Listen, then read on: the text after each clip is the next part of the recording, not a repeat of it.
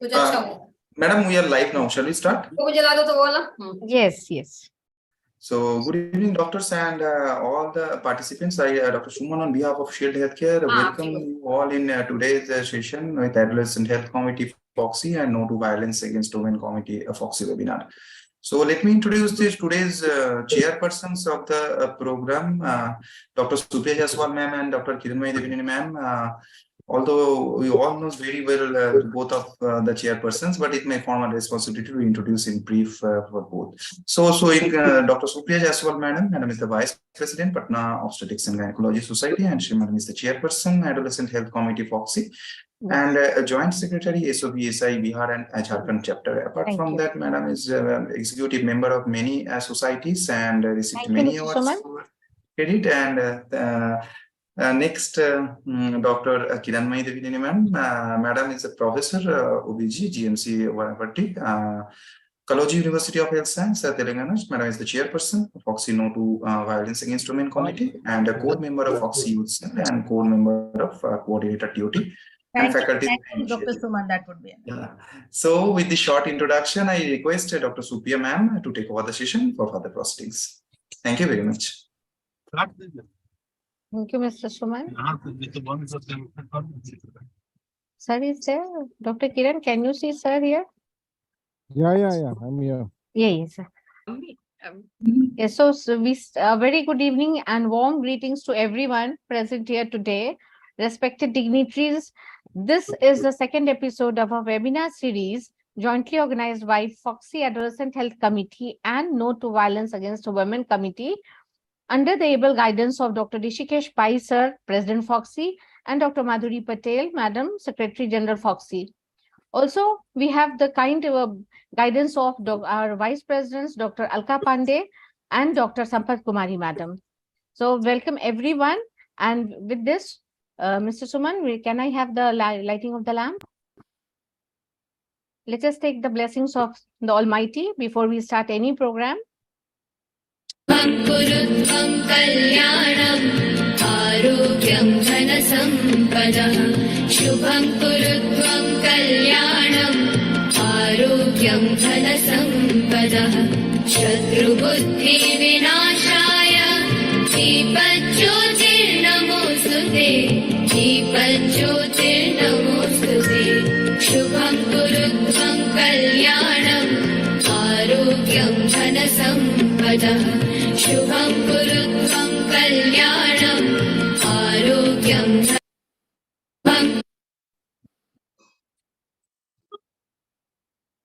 So now we have our Foxy office bearers, President Foxy, Dr. Rishikesh Pai Sir as a chief guest. To formally introduce Sir, Sir is the President Foxy at present. He is the founder and medical director, Bloom IVF Group, chief administrator of Foxy Manyata Project, group of society liaison with FIGO Women's Cancer Committee 21-23, editor Indian edition of British Journal OBGYN BJOG, editorial board member of Global Reproductive Health Board member, IVF Worldwide. He has got many accolades and awards and achievements, received 59 awards, including honorary FRCOG Fellowship of the RCOG, Eminent Physician Award, National IMA 2022. Yes, sir. Sir का बहुत सारा I know. Overall, sir is a very So thank you, sir. Over to you, sir. Supriya and Kiran has done a fantastic job. We have arranged today's meeting, and wish you the very best. My phone is also very down, so. But we have come to the halfway mark of the year. Dr. Madhuri is also there, and a lot of people are there. I'll not mention because my phone is about to go. That we are at the halfway mark. 7 months are over. 7 months more to go. A lot of work we have done, and next there are 12 conferences in the next 7 months. I can see when Dr. Sampath and Dr. Madhuri, Dr. Ashwini is there, and Dr. I can see many people, but Dr. Alkaji is also there. So we have 7 months more to go. More important conferences, all are important. 12 conferences are about to be there. But I would like to say that the important FIGO is very important of Paris, and we'll be about to announce the whole program. Then I hope that all of you will be there. And my no the final presidential conference is there in on 24 to 26 November. So I'm planning a very big conference, and I want all of you to be there for that conference. Rosa is also there. I can see Rosa Olai also. Hi, how are So you, Dr. Suman? Bharti Maheshwari is also there. So I can see Bharti. Dr. Branwal is there from Bhagalpur. Dr. Kanchan Sharma is there. Yes, sir. Pranam. And Dr. Thank you. Dima Mohan. So all of them Good are, evening, all sir. of my friends are there. Yeah. So no, wish you the very best for these two important topics. And good, I have to actually talk to Dr. Madhuri to go to Delhi for some anemia thing. So we'll have Dr. Madhuri will talk in the evening afterwards. So thank you very much, and I'll take your leave now. Sorry Thank you, about that. sir, for joining. Thank you so Thank much. It means a My lot to us. blessing. yes, Yeah. sir. Thank you, sir. Thank you very much.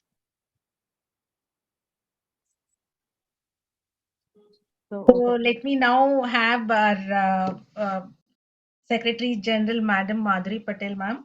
So it gives us really, so much of boost and encouragement that however busy and whatever schedule all our leaders and Foxy office bearers have, they always make time to join us in time and give us encouraging words. Madam is one of the most charming, cool, and very, very efficient and effective leader. I have got the opportunity to see Madam closely since I have had the opportunity to become the chairperson. So Madam was also Joint Secretary Foxy with Purandare Sir. Madam is a committee member, FIGO, Preterm Birth, Associate Editor, Journal of Obstetrics and Gynecology India, Honorary Clinical Associate, Vadia Hospital, Honorary Consultant, Police Hospital, Mumbai, and she's a visiting consultant to many hospitals. She was a former professor and HOD, ESIC, PGI MSR, MGMH, Mumbai, and Associate Professor, GMC, Mumbai.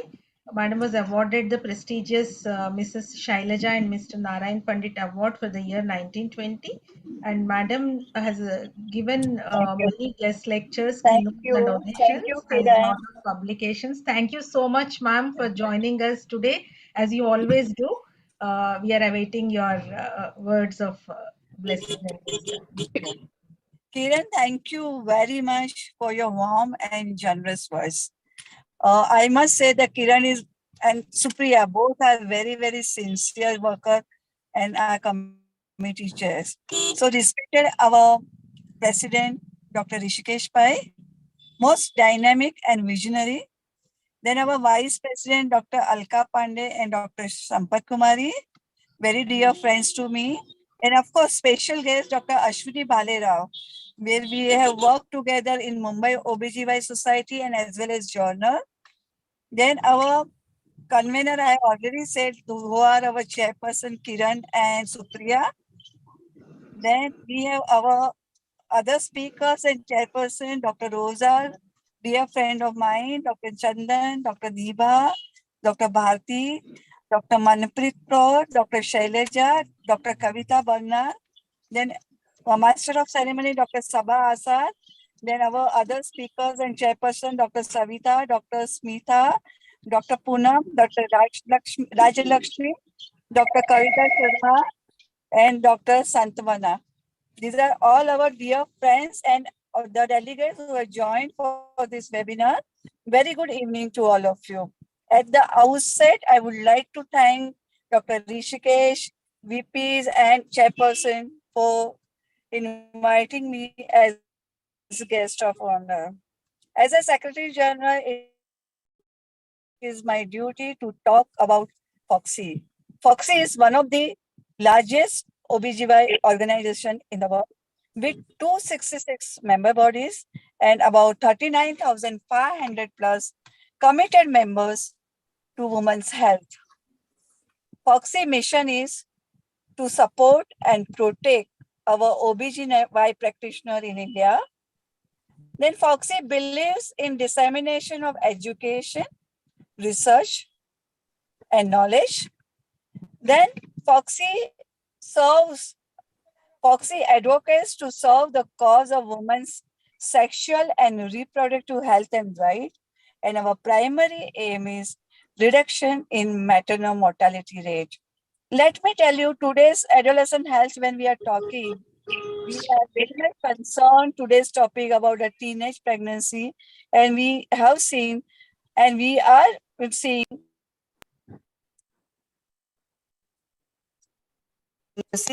which our speakers are going to highlight in us. Our maternal mortality rate has reduced to 97 per 100,000 live birth, but in some of the states, the maternal mortality rate is still high. We are analyzing them, and teenage pregnancy is also one of the causes of high maternal mortality and morbidity. So we have to achieve our target of 70 per 100,000 live birth of MMR, less than 70 per 100,000 live birth of MMR by 2030. So we are marching towards this, and with all these webinars and conferences, it is going to help our, all the members. One more thing I would like to mention, we have a problem of 30, 60, 90. Even the maternal mortality rate has reduced, but still 30,000 mothers we are losing per year, 60,000 we are losing due to cancer cervix, and 90,000 women are lost because of the breast cancer. So in our mission, we have also added preventive oncology and elimination of cervical cancer. So with this, I would not take much your time, but today's topics are very, very important. One is teenage pregnancy. Then we have effective step to stop sex selection abortion, menstrual hygiene, screening and post of dilemma in violence against women. So we have a galaxy of eminent speakers and chairpersons who are going to enlighten us on these topics, which will help us in day-to-day practice and which will definitely benefit our women. I congratulate for the organizer for the most apt webinar, and I wish them best luck. At the end, I would like to mention the quote by Nelson Mandela.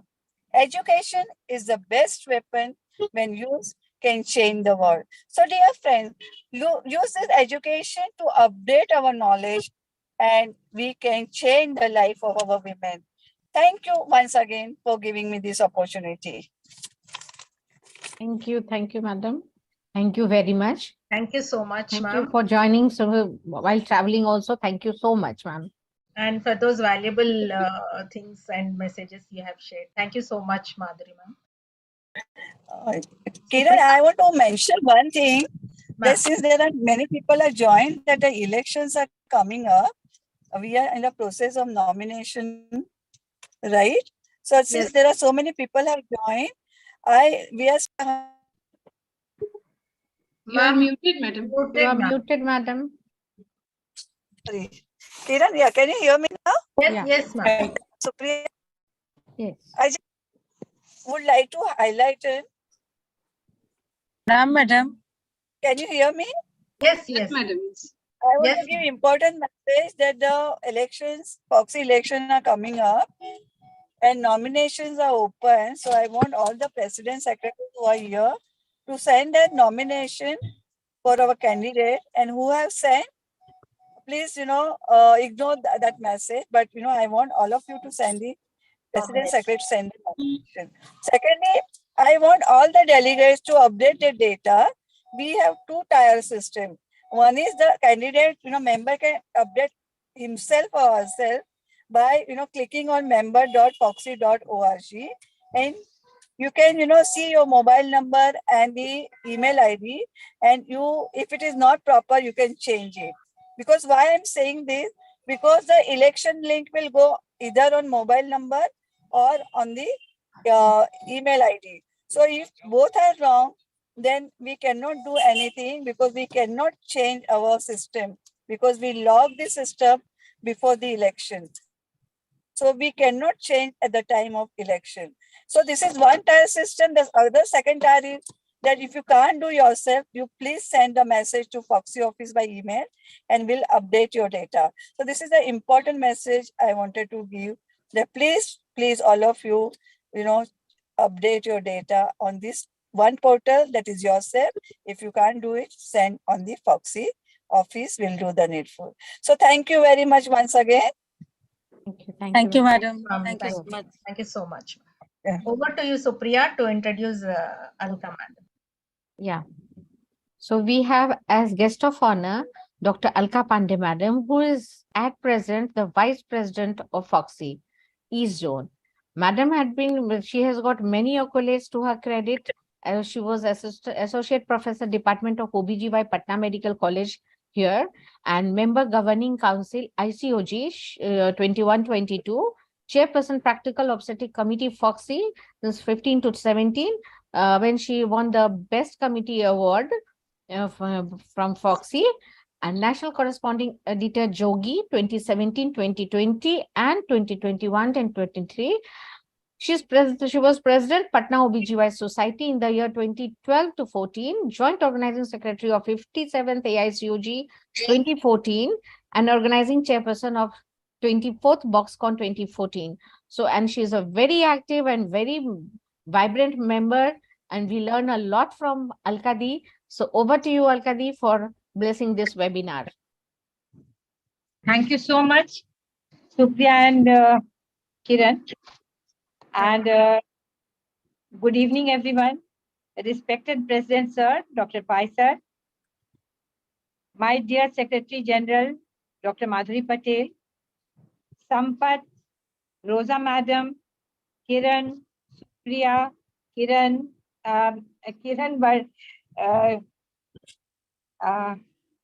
Kavita Barnwal, and Madam. many others Madam. who are Khush Rahiye, and many others who I'm unable to name. So, Acha, Poonam is there, Dr. Poonam Lal.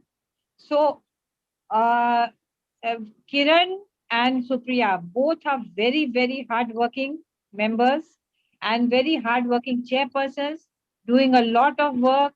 And Supriya, I see daily working for the adolescent health. And Kiran also is working such a lot, doing so many webinars, doing so many school programs, writing books, doing Foxy Focus. Supriya is also doing a Foxy Focus. So they have chosen all very good topics which are well selected and pertain to our day-to-day practice.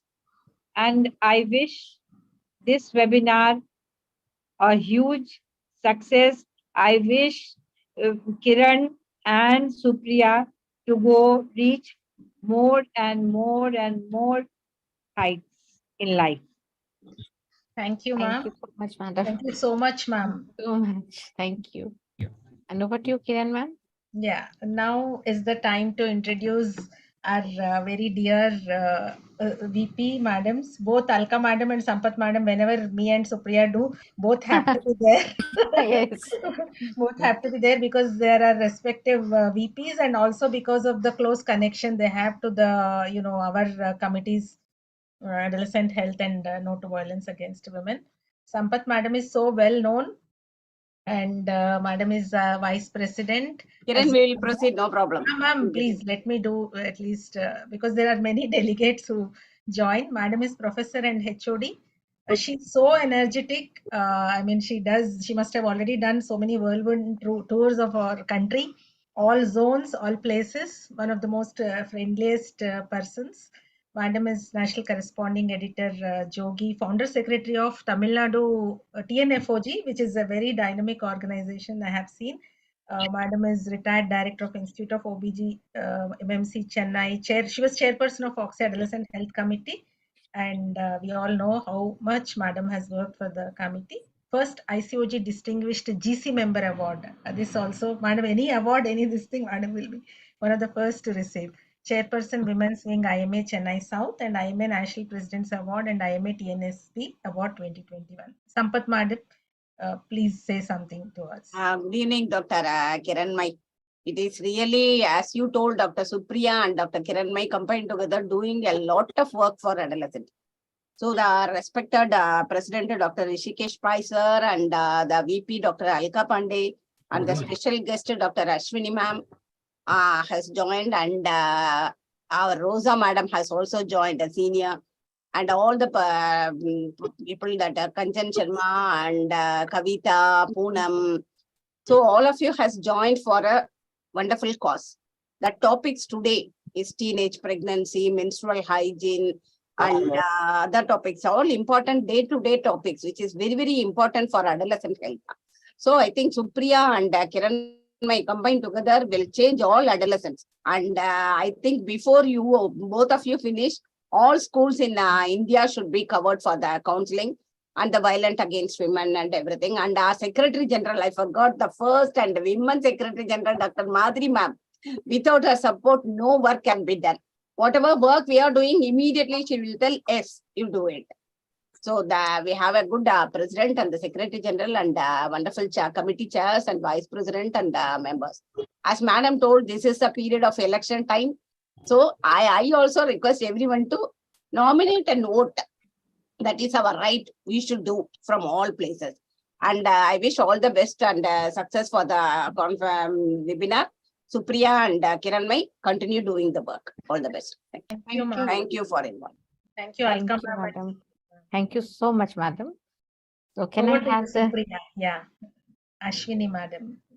So here we have a special guest for this webinar today, Dr. Ashwini Bhalerao Gandhi, madam.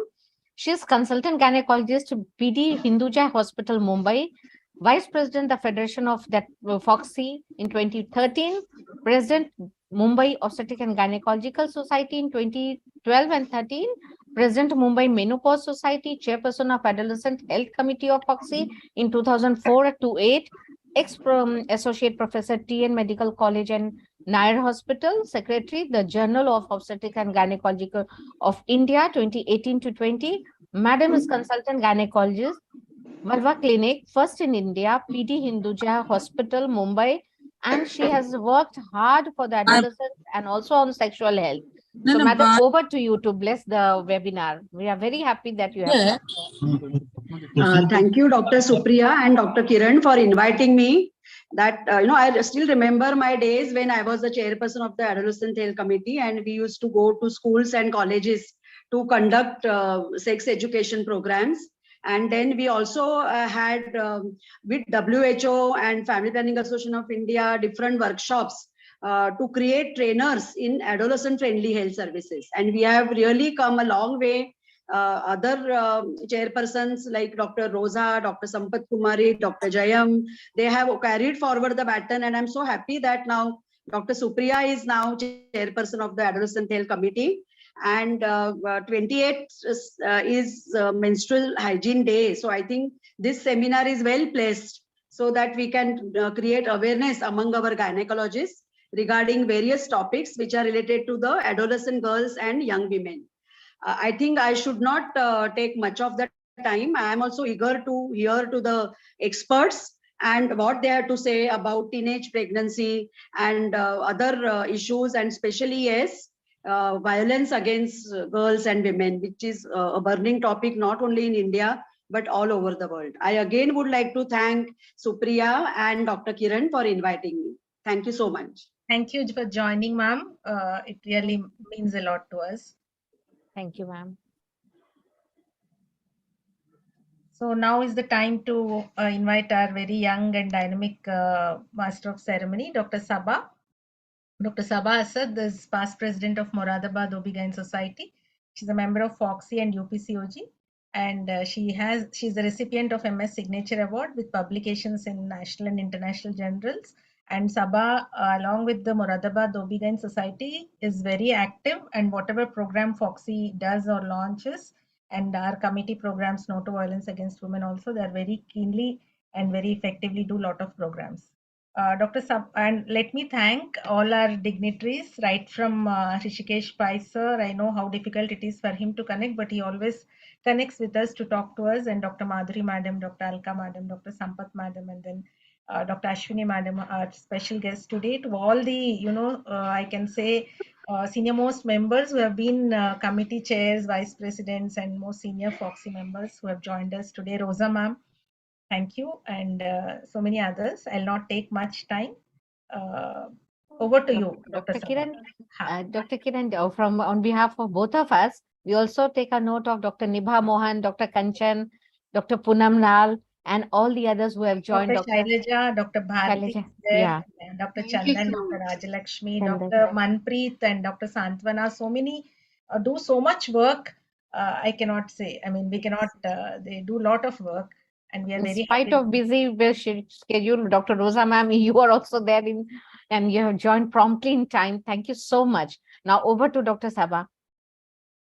So, good evening, everyone, and thank you so much, Dr. Kiranmai ma'am, for making me part of this webinar, Udan.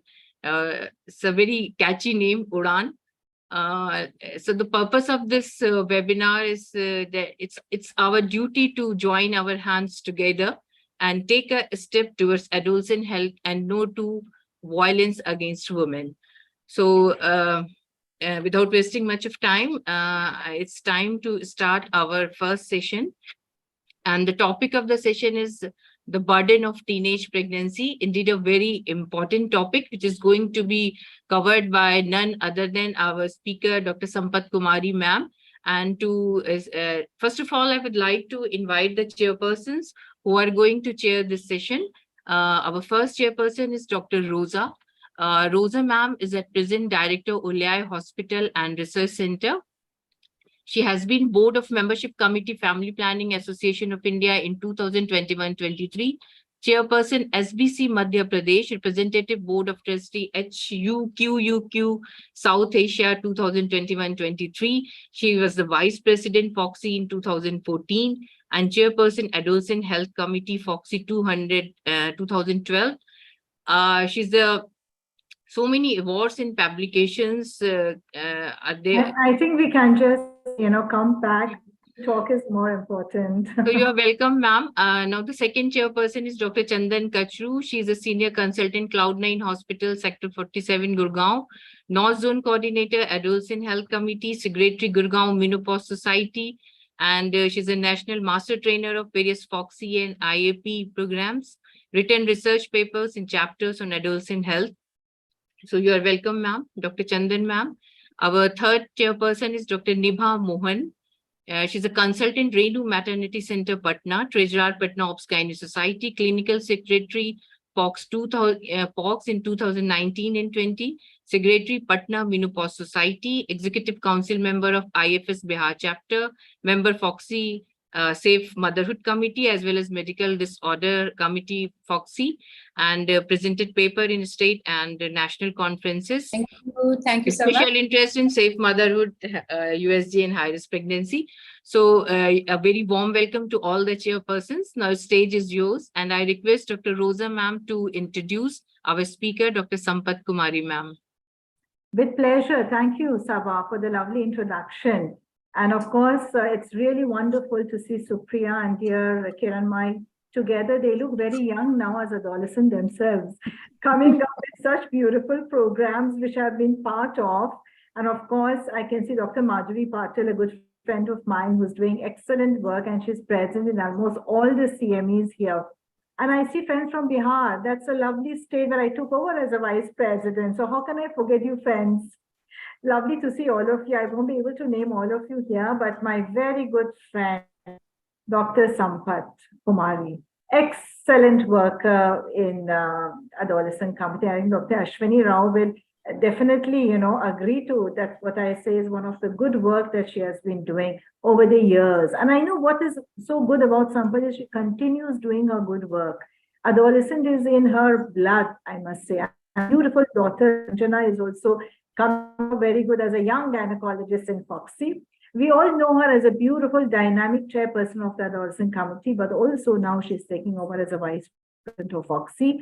She's been doing excellent work in all the states. I know she's been traveling. She's coming up with her own vice president's conference. She has invited all of us. Sampath, I wish you all the very best. You've got so many awards besides Foxy. IMA, National State Award, what not? What a good model for all of us. And I'm Thank sure you, you're ma'am. the right person to talk about teenage pregnancy. Over to you, and we would love to hear from you. And of course, my co-chairpersons who are with me here, they'll be able to add on to the topic later. Over to you, dear Sampath. Thank you, Rosa ma'am. Rosa ma'am is my mentor. From her only I started doing this adolescent work. Very sweet of you. Thank you, Sampath. It's your hard work, actually. Yes. Kiranmai, can you see the slides? No? Yes. Yes, yes. So again, I thank Supriya and Kiranmai for the wonderful opportunity. Again, Rosa ma'am, thank you very much for today. What I am is mainly because of you. Okay. Very sweet of you, Sampath. It's all your inner human, beautiful human that you are, your hard work. Thank you. Ma'am. Thank you, ma'am. So today my topic is burden of teenage pregnancy. See, as all of us know, who are adolescent? This adolescent is transition from childhood to adulthood. So the development of the secondary sexual characters. So this is the period of adolescence. Adolescence is the golden period. Always we used to tell us sweet 16. So as per WHO, the adolescents are classified as early, middle, and late. Early adolescence being 10 to 13 years, where the spurt of growth development of the secondary sex characters, and the middle adolescence where they need the separate identity from parents and new relationship with the peer groups and with the opposite sex. And the late adolescence is 17 to 19 years. They want distinct identity and they have the well-formed opinion and ideas. Why we are talking about this adolescence? See, these are all the challenges. 45% of adolescent girls are undernourished and 20% of the boys are also undernourished. Still, the early marriages are going on. Less than 15 years, girls, 26% get married, and less than 18 years, 54%. Again, the sexually active, 10 to 20 to 30% of the boys and 10% of the girls are sexually active. Whenever we go to the school counseling, we should talk about the nutrition health, mental health, menstrual health, physical health, and we should also talk about the sexual health. Not only the attracted by the boys is not the sexual health. Everything we have to talk. As Ashwini madam told, tomorrow is May 28th is the menstrual hygiene day. That also starts with the sexual health only. And about the contraceptions, we have to talk to them. About 50% of the boys and girls are aware of the contraceptives. And 4.5% are drug abuse and 50% of the new HIV cases are under the age of 10 to 25 years. Now we come to the topic of the teenage pregnancy. The teenage pregnancy, as I told, 10 to 19 years, becoming pregnant during this period is the teenage pregnancy. So teenage pregnancy is when a woman under 20 gets pregnant is teenage pregnancy. Globally, it is estimated that 14% of the adolescent girls and young women give birth before the age of 18. This is the incidence. Half of the world populations are under 25 and 1.8 billion is 10 to 25 years. And 2/3 are sexually active before the 20th birthday. And 49 girls get married before 20. So the community studies which tells 10 to 40 unmarried have unintended pregnancies. So 14 million children born worldwide with the age of 15 to 19 years. So it is our duty to counsel the adolescents. What are all the things to be done? In India, 25% of the women in 15 to 29 age group are married under the age of 18. And the teenage pregnancy is higher in rural and urban, 8% and the 4%. When we see the states, state-wise where the teenage pregnancy is increased, here in Tripura, it is 22%, West Bengal 16%, Andhra Pradesh 13%, Assam 12%, Bihar 12%, 11%, and Jharkhand is 10%. So these are all the states where the teenage pregnancy percentage are high. So it has to be, this is the graph which tells and what is the incident. Tripura is 21.9 and Andhra Pradesh is 12.6. Others less than 10 of this, Himachal 3.4, Delhi 3.3. So it is universally we have to counsel the adolescents from Kasi to Kanyakumari. What are all the causes? First of all, before knowing the burden, how they become teenage pregnancy. That is the early initiation of the sexual activity and the early marriage. And even if they get married, they don't know how to stop the pregnancy with the use of the contraceptions. These are all the causes which produces the teenage pregnancy. When they become the teenage pregnancy also, of this 14% or end up in miscarriage and 27% end up in abortion. Only 59% of the conception will go for the pregnancy. So again, coming to the causes, educations, when there is school dropout, when there is the lower educations, if there is many in the members and the girls will not be sent to the school. So that's the reason they get early marriage and so low socio-economic status and poverty. This is a place, this girl has done sterilization. She is only 21 years old. This is the third baby. It is in Chennai only. Chennai is a main city, but still the incidents are going on in some places. So the poverty and the school dropouts are the main reason for the teenage pregnancy. On the other hand, at the higher level, the sexual abuse and the pressure from the friends and the lower self-esteem and the substance abuse. These are all the reasons for the teenage pregnancy. On the other hand, this also environmental factors. And the family, again, nowadays, most of the time they get married, they get divorced, a single parent child. These are all the long time absence of the both parents, no one to take care of the teens, and single parent household, child of an adolescent mother, and lack of proper communications between the adolescents and the parents. Because of them, they go for the depression also. So these are all the reasons why the teenage pregnancy happens. Because of this teenage marriage, this pregnancy is happening. Then the sex educations.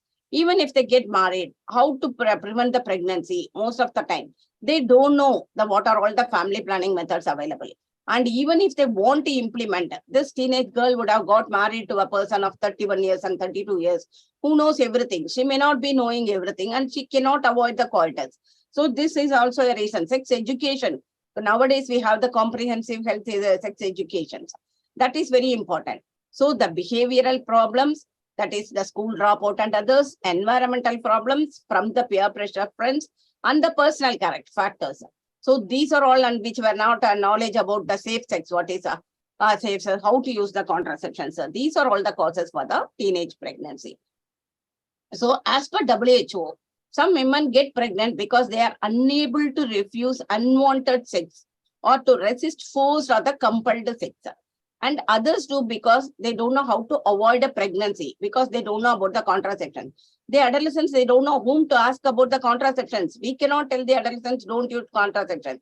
They cannot go to the parents, they cannot go to the teachers. They are little scared. So we should guide them where they can get about the information about the contraceptions, and influential by the other persons. Now the 18-year-old girl is getting married, means her mother-in-law will be torturing her to become pregnant. So these are all the reasons, the common reasons which they become pregnant. So once they become pregnant, they are very young. 18 years is very young. They are considered as children only. They do not have this night. They do not sleep because they don't know how the baby is growing, what about the pelvis, etc. And the insomnia. Because of this reason, they go for the postpartum depression and the baby blues. So what are all the postpartum depression? Once they delivered also, difficult bonding with the baby because they themselves are children. They don't know how to bring up the child and they are fatigued. They will be anemic and they don't know what to do. And the feeding will be difficult for them. And the anxiety, panic attacks and thinking of forming, or how they don't know if the baby is crying. Sometimes we have seen the adult teenage mother coming and telling that I am also starting crying. So the baby is also crying, the mother is also crying, they don't know what to do. They need the other's help. So this is that way we have to avoid the teenage pregnancy. And the feeding problems, they don't know how to feed the baby. Even you can have the counselors, still their mind is not prepared. So this baby blues, what is the baby blues? That is, they experience the mood swings, anxiety, sadness, difficulty in concentrating, trouble eating, difficult sleeping. That is immediately after the 2 weeks after the delivery. This is called as the baby blues and the post-traumatic stress disorder. This is very common with the adolescents. So what are all this? All of us will know what is the teenage pregnancy we are having. This is pre-eclampsia because they are tense, as such the pH is increased. The teenage girls with the pre-eclampsia. Last week also in our hospital, we had, in spite of your talking about the POXO Act and the counseling, the girl came with 19 years. She was pregnant and her BP was 200/110 and she ended in eclampsia. Unfortunately, we saved the mother, but we couldn't save the baby. It went up in abruption and we lost the baby. So again, the preeclampsia is very common with the adolescents and the preterm PROM. They don't even know if the membrane is ruptured. They don't even know to tell. They are thinking that it is the passage of the urine. And the anemia, the spelling is wrong. See, rural or urban, 50 to 60% of the maternal death is mainly due to anemia. That too with the adolescents, the anemia incidence is high. When a girl is 12 years, our hemoglobin should be 12 grams. If the anemia is not corrected in the adolescent, with the reduced anemia, they will get married and they will become pregnant. That's the reason the mortality anemia is one of the causes. And the sexually transmitted disease, they don't know how to use the condoms. And they cannot tell also use the condoms. They become pregnant. In the meantime, they become also the STD disease also, because the dual contraceptive method is best for adolescents. And the CPD, the bones will not have grown much. So the cephalopelvic disproportion. And finally, there is the incidence of maternal mortality is also high with the teenage pregnancy. With the baby, even if it is delivered, the complications are preterm baby. Most of the time, the teenage pregnancy deliver the preterm baby. If the NICU setup is not good in the hospital, again, it will be a problem to survive the baby. And the low birth weight, stillbirth, and the neonatal mortality. These are all incidences of the baby complications which increases in the adolescent. And again, LSCS. Most of the time, they will not cooperate. They will have the cephalopelvic disproportion. End up in the cesarean section is also high with the adolescent teenage pregnancy. So these are all the causes, as I told, maternal causes and the fetal causes. So we are telling that how to prevent the teenage pregnancy. But we doctors, most of them, when they go to the school counseling also, they are not talking about the contraceptions. So how to prevent it? See, this is the HIV incidence, which I want to tell. The highest rate of HIV STI in worldwide is 15 to 24 years. 2 by 5 new HIV cases are at the age of 15 to 24. So this is the reason we have to counsel the adolescents. How the pregnancy can be present, self-restraint from sexual activity at early age. It may be difficult to tell them. So at least to prevent it, we cannot tell them you don't have the sex. So nowadays we see girls coming to the Hopi, I am having sex with my boyfriend. How can I prevent pregnancy? Like that, we should counsel them how to have a safe sex and how they can be free from the HIV. So the contraceptives, what are all the contraceptives? The ideal contraceptive should be highly effective, protect against HIV, and it should be reversible. Nowadays for adolescent, you can give contraception, which can also take care of the DUB, dysmenorrhea, PCOS, and the acne. So all contraceptive methods can be used. Even the DMPA, previously they told that bone density will be reduced. Nowadays it is not like that. You can give even the DMP. Sexually active adolescents can also have the copper T insertion also. These are also, when a girl comes for the contraception, the gather approach is very, very important. Greets and builds the rapport, asks questions, tells her relevant information, help make decision, explain the methods. You give all sorts of methods. Progesterone tablets, injections, and contraceptives, nowadays implant, whatever it is, whichever is comfortable, she can choose. We should talk to her about the availabilities and return for advice and other questions. So these are all the, as I told earlier, LARC, vaginal rings, and rings is not available nowadays. Progesterone only pills, male condoms, easy pills can also be prescribed for the adolescents. When I went for a school counseling, one of the 8th standard girl, she was asking, in a month, how many times we can use the easy pills? So nowadays, the girls are very well trained with everything. So it is better rather than they are getting the news from the media and the friends. The parents and the teachers can give a good information to the adolescents. So communication, always you should counsel the adolescents. Whatever the problem they have, they should come and counsel to the parents. That is the reason we can avoid many complications.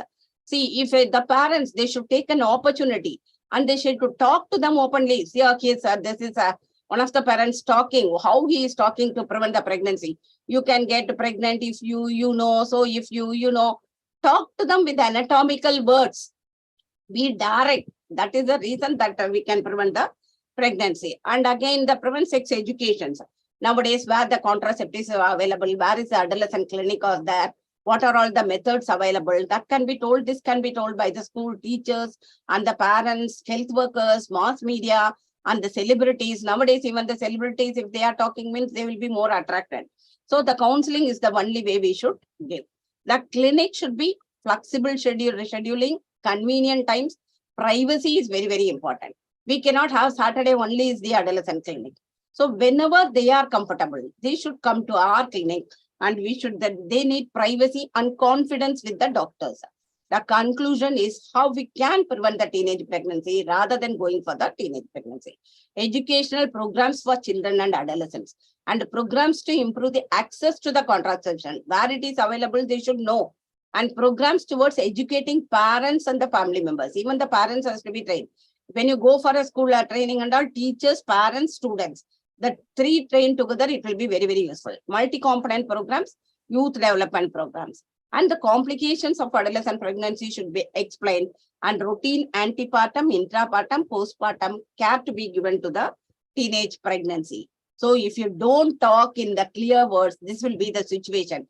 Finally, a student tells us, father, Dad, this is my campus selection. How is it? Okay. Thank you.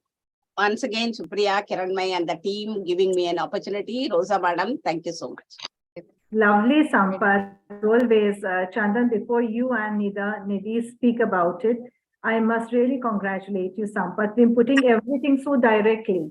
You know, there was a time when we were doing school program, me and, Ashwini, we never talked so directly to the children. We used to do our training as trainers. If all of you, Chandan, you were there in one of my, I think, workshops. So we used to, talk indirectly, health program. But now things have really changed. I think it's so very rightly you said, Sampath, that we have to talk directly about prevention and dual protection, which is so very important. Lovely. Back to you to Chandan and Sampath, all the very best. Thank you. For Supriya and Kiranmai. I was just waiting for Sampath's talk because I'm at hospital or work to do. Take care. Lovely. Chandan. Thank you, ma'am. Welcome to Kodaikanal. Rosa, ma'am.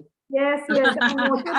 I'm leaving for Australia within 2 days' time. I'll be back. I'm going for my daughter's delivery. I just hope I'll be back by August. Enjoy. Take care. Bye-bye.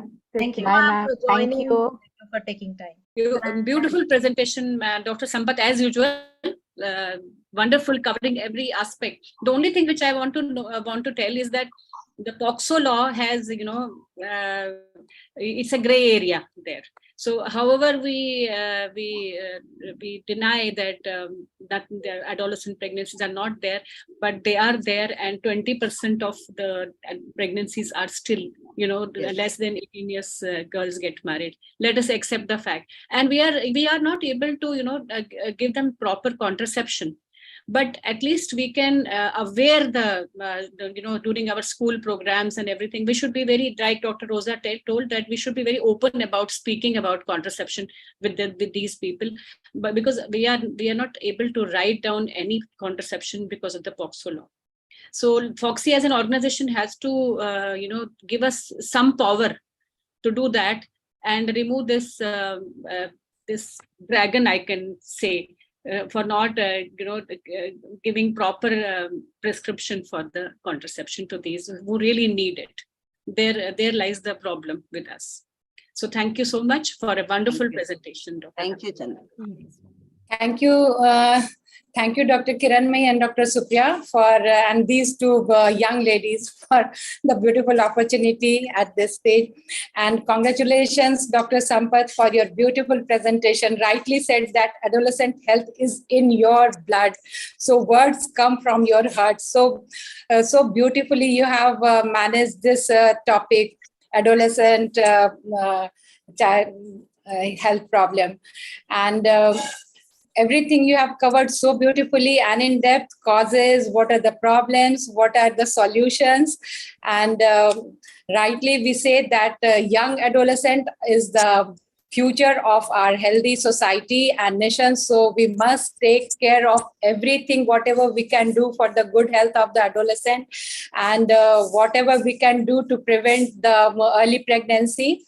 And I must say that we should take one responsibility, that whenever an adolescent girl as a pregnant, we must counsel her mother-in-law, and whoever comes with her, all the problems. We should take some time to discuss all the problems with the child, with the adolescent girl and the coming baby, so that they understand that at least they should not do this.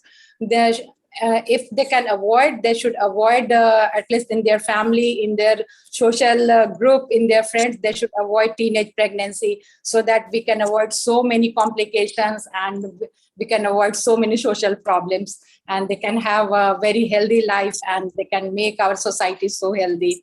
So once again, congratulations, Dr. Sampath, for your beautiful Thank you, Dr. Nima. Thank you, Dr. Supriya and Dr. Kiran for inviting us. Thank you so much. Thank you for coming at this time. Thank you. Input. Thank you, Dr. Chandan. Two Dr. things, Nibha. Yeah, thank you, Dr. Niba, Dr. Chandan. Sampath ma'am, two things have added these days. I think one is COVID. We have seen an epidemic of teen marriages because that, as you have said, Yes. dropout of schools. So Yeah. in Telangana and old city and all, we had seen lot of teen marriages during COVID. And the other one is, as Dr. Chandan was telling about POXO. So young girl under 18 comes with pregnancy and you try to inform the police and they just run away, and that they would land up with quacks, and we have been discussing this also. So this we have to talk about. Yes. Thank you, ma'am. It was great pleasure having you here and listening. Thank you so much, Dr. Sampath Kumari ma'am, for such an excellent session. And thank you all the chairpersons, Dr. Rosa, Dr. Chandan, and Dr. Nibha. Now it's time to start our second session, and the topic is effective steps to stop sex selective abortion. And the speaker is a great academician and excellent orator, Dr. Bharti Maheshwari ma'am. So to first of all, would like to invite the chairpersons who are going to chair this session. Dr. Manpreet Kaur, ma'am is a retired associate professor, Department of OBG, Government Medical College, Patiala. And she did her post-graduation from Ahmedabad, was awarded WHO Fellowship Award to study MCS services in Nepal and Thailand. She is the life member of Noxi, Narchai, IMS, IMA, associate member of Fogsi, vice president Patiala Menopause Society. She's a master trainer of Dhira program, laparoscopic sterilization, safe abortion services, violence against women, and MDR TV. Had been one of the assistant editor of International Journal of Gynae Plastic Surgery and so many publications in national and international journals. The next chairperson is Dr. Shailaja Nalluri. She did her graduation from Osmania Medical College, Hyderabad in 1997 and post-graduation from Gandhi Medical College in 2005. Past treasurer and secretary of Vox, treasurer of Vijayawada chapter of Indian Menopause Society, delivered lectures, so many lectures at various conferences, and she's a member of Foxy No to Violence Against Women Committee, done 35 more Dhira school programs through Vijayawada Society, and her field of interest is PCO and high-risk obstetrics. Now, the third chairperson is Dr. Kavita Banwal. Ma'am is a senior consultant and laparoscopic surgeon, Samarpan Hospital, Munger, recipient of Padma Bhushan Kamlabai Hospitality Award, member YTP Committee Foxy in 2021-23, life member of IAGE, IMA, Red Cross, invited as faculty in state and national conferences, contributed so many chapters in JP books, new molecules, equipment, and procedure in Obs and Gynae, conducted more than 7,000 laparoscopic ligations in CAM, fellowship in gynecological endoscopy, recipient of Rakdata Shiromani Award, and special area of interest is high-risk obstetrics and hysteroscopy. So a warm welcome to all the chairpersons. And now I request Dr. Manpreet Kaur ma'am to introduce our speaker, Dr. Bharti Maheshwari ma'am. Good evening, everyone. I'm really privileged to be here with Udan. Thanks to Dr. Kiranmai and Dr. Supriya Jaiswal. So I'm introducing Dr. Bharti Maheshwari. I'm privileged to introduce rather.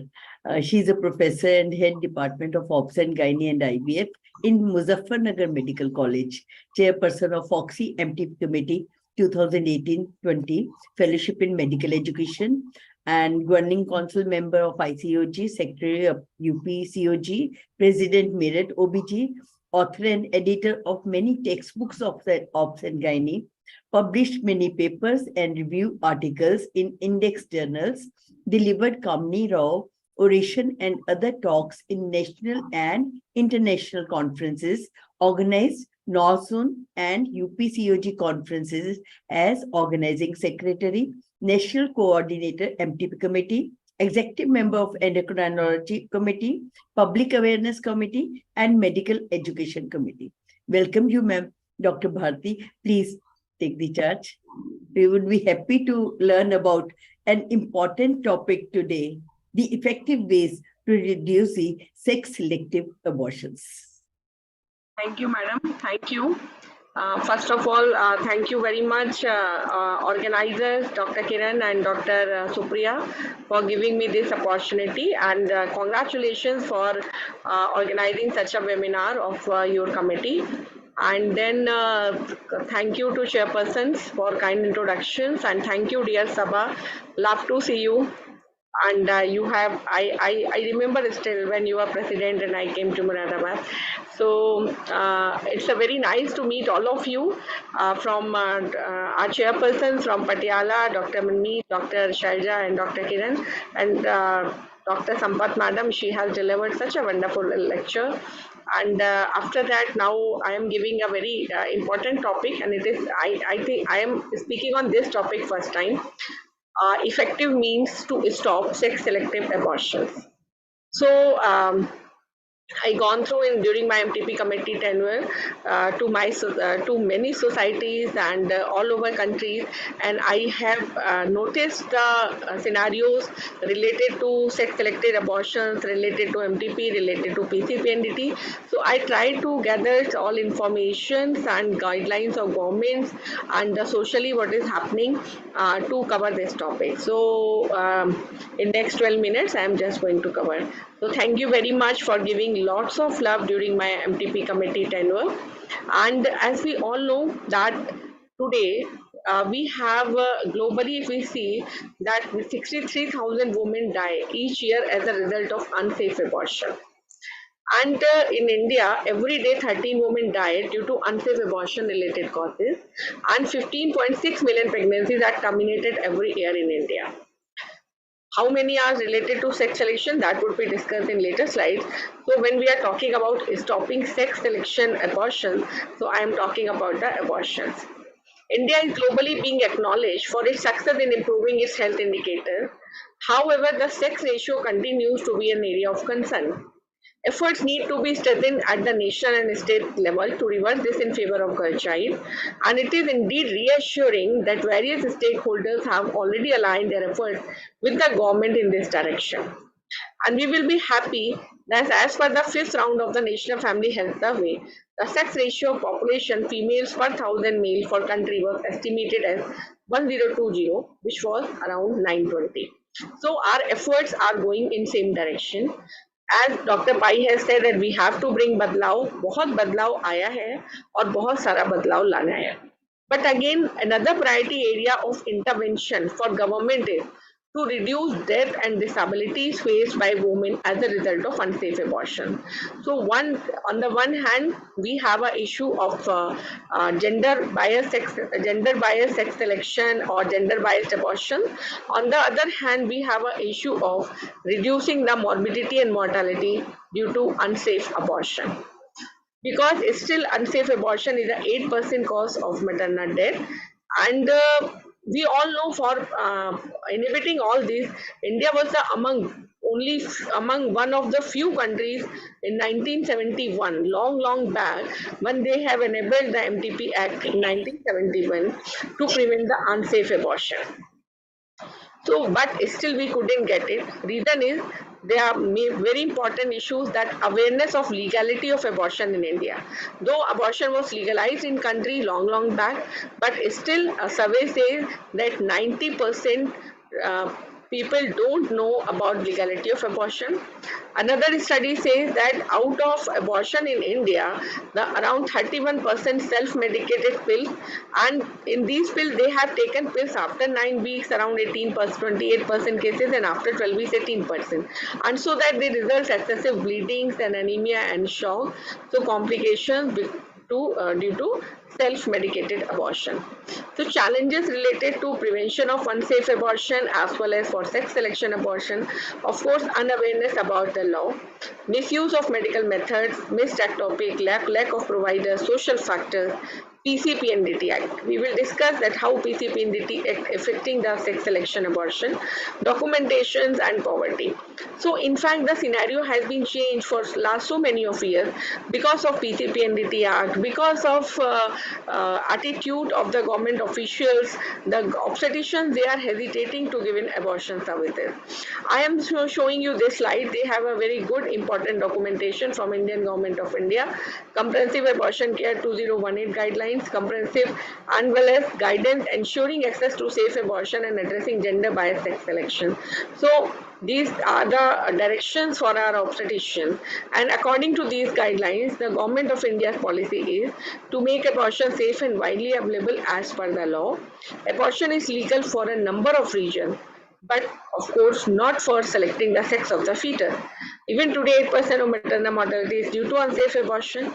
So, though we should inhibit the sex selection, but safe abortion services should not be jeopardized in preventing sex selection. Estimate indicates that about 9% of abortion are sex selective and 90% are not. This is the MTP Fogsi focus, recently a document released by the Fogsi on the MTP, and it has all issues related abortion scenarios, MTP Act amendments, violation of MTP Act, clinical as well as all legal issues. You can get it from the Fogsi website. So if we talk about the abortion is, we all know, is not only medical issue. It is affected by social factors. It is affected by legal factors, policies made by the Government of India, economy as well as physical access. So social factors is the very important issue, that is for reason for the abortion, unwanted pregnancies as well as sex selection. So unsafe abortion is mainly due to lack of awareness that abortion is legal. Second thing, social stigma. Because we know that, as it is very much highlighted, that abortions are due to sex selection. So even for genuine reasons, the people hesitate, and they in fact, it is a stigma that when they ask someone to that they need abortion. So they goes to the unsafe abortion for the untrained person on or unapproved sites. Gender discrimination and low status of women. This is the important social factors in our country. Though by the education, by the awareness, by the attitudes, we have to change it, but till it would not be changed, then it is very difficult to change only by the obstetrician. Lack of male responsibilities, women do not go to male providers and providers' attitude.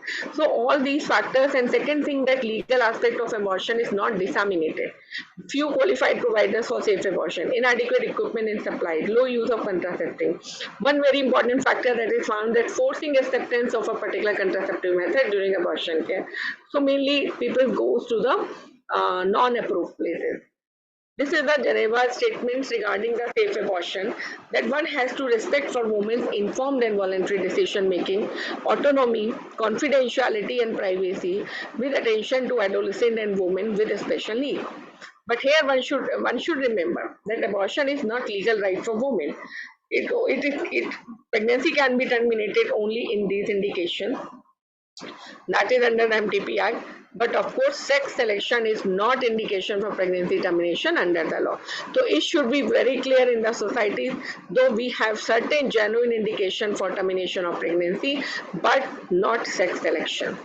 Now that we all are aware about the MTP Act, that is for legalization of abortion, and the MTP Act was amended in 2002 and then in the 2021, and then another act, that is a PCPNDT Act.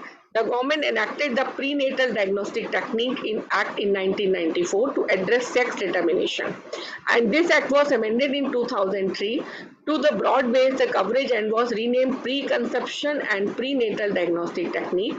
Further amended in 2011, 12 and 14 have been enacted to prevent misuse of preconception and prenatal diagnostic techniques for determining the sex of fetus, and to prevent disclosure of the sex to the pregnant woman or her relative. So this is a very important tools in our country to prevent the sex selection, abortion, to prevent the sex selection, and of course when there would be no sex selection, then of course for prevention of abortion. Now the words about the PC-PNDT Act and its implementation. We all are very clear that its act is to inhibit the use of technologies like ultrasound for purpose of sex determination. It is designed for the prohibition of sex determination or sex selection before or after conception. But remember, does not restrict access to safe abortion or require monitoring of abortion services. At times, it is assumed that most abortion are for sex selection, but this perception is untrue and not supported by any study or facts. So PCPNDT regulates simply the use of prenatal diagnostic technique. Act does not regulate abortion services, delivery, documentation, or its reporting. Abortion service delivery is to be monitored under the MTP Act.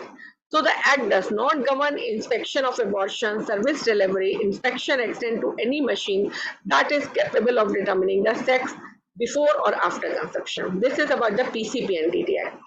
It's a list of any document object found in seized should be prepared in duplicate at the place of effecting the seizure. Then some PCPNDT Act inquiry occurs, and if so, PCPNDT and MTP Act, these are two different things for OBGY practitioners. Now, are they linked? Because we have lots of confusions for these two acts because they look like very similar. Their appropriate authorities are mostly similar. And when someone comes for the PCPNDT Act inspection, most of the time they see the abortion data, and sometimes the obstetricians get in discomfort because of just inquiries, lots of inquiries about the abortion. So here it is very clear that MTP Act just to terminate an unintended or unwanted pregnancy, while PCPNDT is just to prevent the sex selections by any device. So appropriate authorities, we all must be familiar for this because I am talking about the prevention of sex selection abortion as well as for prevention of unsafe abortion because both things are linked little bit. So any PCPNDT teams, we all must know that she can grant, they can suspend, they can cancel and renew certificate of registration of a genetic counseling center or genetic lab or genetic clinic. And four standard prescribed for these centers and clinics. They can investigate complaint of breach of the provision of the act or rules made under this act and take immediate action. They can seek and consider advice of advisory committee on application for registration, complaint or suspension or cancellation. PCPNDT Act has to renew every 5 years and while registration has to review every 5 years, while MTP Act registration for site has to be done only once in a life till it is discontinued or it is cancelled by some appropriate authority. However, the appropriate authorities must ensure that recommendation is in line with the provision of PCPNDT Act. So, profiling of a woman regarding the PCPNDT Act as per the PC and PNDT Act, it shall be presumed unless proved otherwise that the woman was compelled to undergo prenatal diagnostic technique for the purpose other than permitted under the Act. It is therefore important that the confidentiality of women is not breached during inspection visits by the concerned official or by the media. It must be ensured that written consent of the woman is obtained in the prescribed Form G following counseling about the side effects of a procedure as permitted under the Act and the prescribed condition, and a copy of consent form is given to the pregnant woman. So now, how we can stop the sex selection abortion? So what are the areas for intervention? First, it is important to ensure proper implementation of the PCPNDT Act. Second thing, however, at the same time, it is also important to ensure that women access to safe abortion services is safeguarded and women are not forced to seek services from untrained providers, posing a risk to their life, facing lifelong morbidities and even mortality. Efforts are being made by government agencies in partnership with civil society. Besides this, so it is important that dedicated nodal officers may be appointed for planning and monitoring of the implementation of MTP and PCPNDT Act exclusively. All concerned state and district officials are oriented on the key provision of MTP Act and PCPNDT Act. This will enable them to effectively monitor the implementation of both the acts. Periodic workshops for the state and district officials are conducted on both the issues. All relevant documents at the state level should have equal focus on addressing sex selection and ensuring access to the safe abortion services.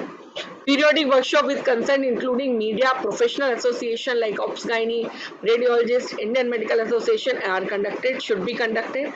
Proper implementation of the MTP Act and PCPNDT Act at the state and district level such that safe abortion services are available to women and gender-biased sex selection is also addressed. Systems are set up to periodically review the implementation of both the Act. So this is a very important tool to implement properly MTP and PCPNDT Act.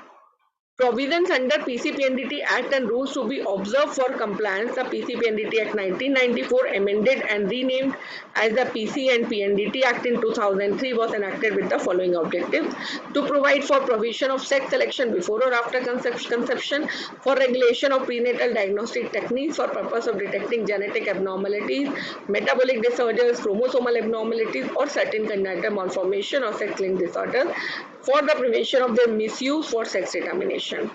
So this is though we all obstetrician also must be very much familiar for PCPNDT Act, its documentation, and we should maintain proper record because of abortions or obstetrics services. These are the part of our day-to-day practice. So registers, they containing the names and addresses of the men, women giving genetic counseling subjected to prenatal diagnostic procedures or prenatal diagnostic tests, name of their spouse, father, dates on which they first reported for counseling procedure or test, they should be maintained. And mandatory records, different form to be maintained by different category of unit like genetic counseling center form D, genetic laboratory form E, and all cases related records, form, consent, lab results, microscopic pictures, sonographic plates, slides, recommendation letters, they shall be preserved for a period of 2 years. In the event of any legal proceeding, the record should be kept until the final disposal of the case. In case records are maintained on computer or other electronic equipment, an authenticated printed copy should be preserved. Complete report of each month should be sent to the appropriate authority by 5th day of the following month. So Preconception and Prenatal Diagnostic Technique Act 1994. So I have already told you that they prohibit the determination and disclosure of the sex of the fetus, as well as it is amended in 2014, and they have disclosed that they have banned advertisements related to preconception and prenatal determination of sex, includes in its purview all technologies of sex determination, including the latest chromosome separation technique, make it mandatory for all diagnostic clinics to prominently display a signboard clearly indicating that detection or revelation of sex of the fetus is illegal, make non-maintenance records of pregnant women undergoing scanning an offense, require all facilities having preconception and prenatal diagnostic procedures, test facilities with the potential of determining sex of the fetus to be registered, requires manufacturers to furnish information about the clinics and practitioner to whom the ultrasound machine has been sold. So these things are added in Amendment Act in 2014. So beside that, there are certain other factors which one has to maintain for the prevention of sex selection or for the prohibition of the gender biased termination. Maintaining balance in communication. Do's and don'ts for any communication to pass the test of being balanced apply for 3 markers of language. Terminology does not jeopardize abortion. Yeah, this is the Government of India's guidelines. Imagery, it should not imply murder and illegality of MTP, personify and unborn fetus. And positioning does not imply sex selection and abortion as violence, and does not refer to gender biased sex selection as being about the right to life and the right to be born, does not undervalue women or girls by stressing on their instrumental value as wives or daughters-in-law, does not indulge in gender stereotyping. At the same time, any opportunity to communicate on sex selection is also an opportunity to emphasize the legality of abortion and draw attention to misuse the technology. So what one has to do when use terms like ling janch, sex determination, ling gyan or sex section when referring to sex selection. Use the term ling bhed, gender discrimination, son preference when referring to the rejection of daughters. This draws attention to the underlying issue of discrimination, that full sex selection. One should not make use of terms such as female feticide or kanya bhrun hatya. These terms stigmatize abortion and imply it is not to be provided, endangering women who seek abortion for legal reasons. In the images, one use image that celebrates the love, care, and attachment associated with the daughters. Use images that express joy and celebration linked to the birth of a girl child. Do not use image of fetuses being crushed, stabbed, and strangled, daggers going through the stomach of a pregnant woman, blood being splattered. Do not use images of the female fetus speaking from the womb. This trend to ascribe life of the fetus and further the perception of life being murdered, they seriously jeopardize legal abortion. Do not use imagery that selectively emphasize on the value of women only as brides. This further reinforces their devaluation in perceiving them as valuable only their roles as a bride. This takes the attention away from value of daughters in the family. Very often, the practice of sex selection is linked to excess of legal abortion. The use of terminology such as feticide and bhroon hatya, they further add to this confusion.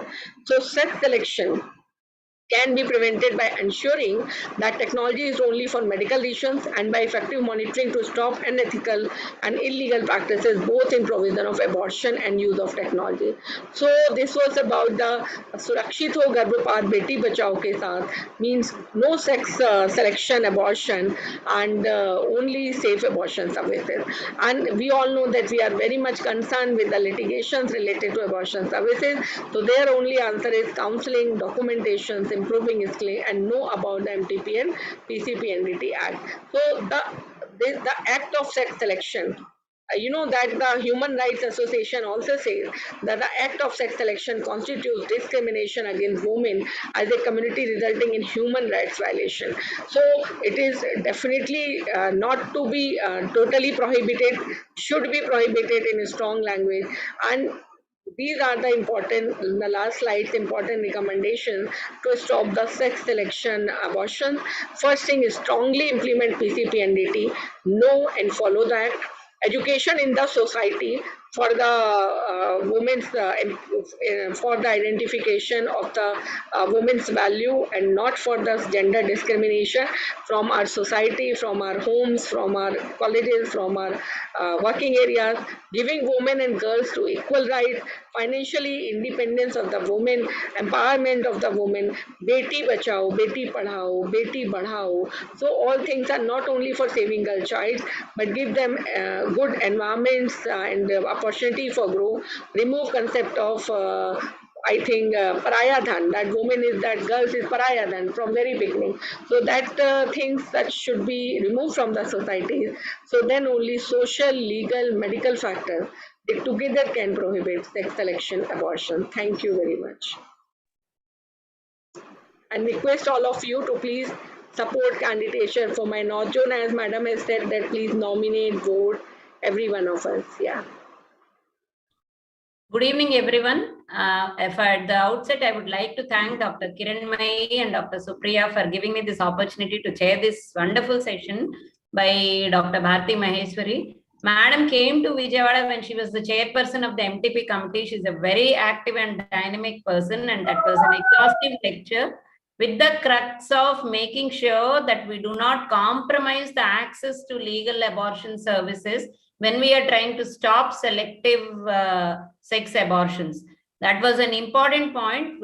Our role is to increase awareness about what our government has legalized and make all services accessible to women. When they come to us, we should counsel them and we should properly document and maintain all the necessary forms which are necessary under the PCPNDT Act and counsel the family and the woman that MTP is legal, but not under the pretext of wanting to have only a male child.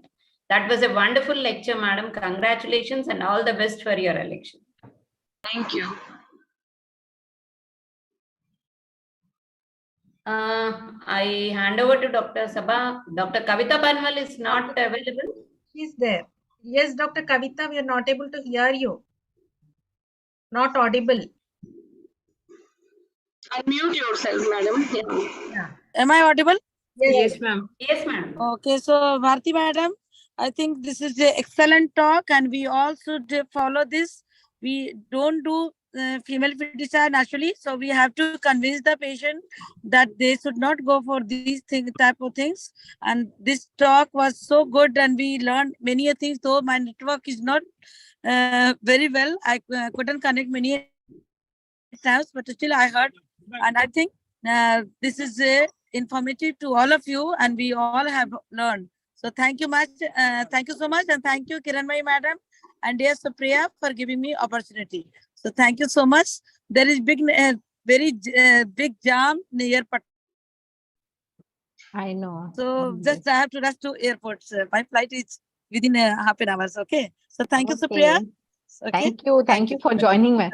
Yeah. Thank you, Supriya. Thank you so much. Thank you so much, Dr. Bharti ma'am, for such an excellent talk. As always, आपका lecture तो हमेशा ही बहुत अच्छा होता है, ma'am. Thank you, dear Sabha. So it's time to start our third session. The topic is menstrual migraine, and the speaker is Dr. Supriya Jaiswal. I would like to invite the chairpersons who are going to chair this session. First chairperson is Dr. Savita Tyagi. Ma'am is a director and senior consultant, Ishwar Nursing Home. Chairperson, IMS Rural Committee in 2021, past secretary, Agra Ops and Gynae Society, secretary, IMS Agra chapter in 2017 to 19, joint secretary, AOGS in 2018 and 20, founder, president, Agra Menopause Society, invited as a faculty at various conferences, and her special interest in infertility, midlife health, and social worker, and she's the recipient of so many awards. So you are welcome, ma'am. Now, the next chairperson is Dr. Smita Murthy, and her special interest is in adolescent health and women's empowerment. And she regularly conducts so many workshops and awareness campaign in school and colleges regarding sexual education, parenting teenagers, sexual abuse awareness, and menstrual hygiene. She organized various workshops on adolescent health and contributed to many articles on adolescent health, and have positively impacted over 15,000 adolescents and over 3,000 parents. That's great, ma'am. You are welcome. Now, the next chairperson is Dr. Poonam Lal. Ma'am is a senior consultant at Kurji Holy Family Hospital, Patna since 20 years, DNB teacher since 18 years, member Adolescent Health Committee, Fogsi, chairperson, Food, Drug and Equipment Committee, POX, Joint Secretary, IAGE Bihar Chapter, Executive Committee member, IFS Bihar Chapter, Chairperson, Breast Committee, POX, Life member of Foxy IFS. And her special interest is in high-risk pregnancy, infertility, and endoscopy. So all the chairpersons, you are warmly welcome. And I request Dr. Savita Tyagi ma'am to introduce Dr. Supriya Jaiswal.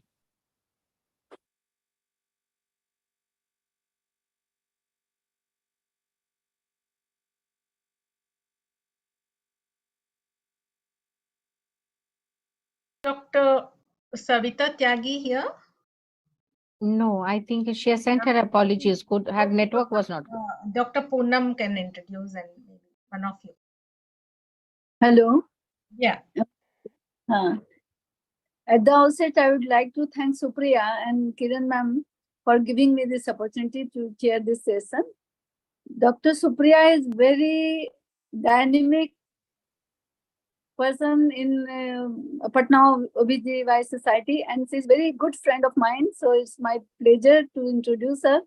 She is the Vice President, Patna Ops and Gynae Society. She is the Chairperson, Adolescent Health Committee, Foxy, 2023 to 25.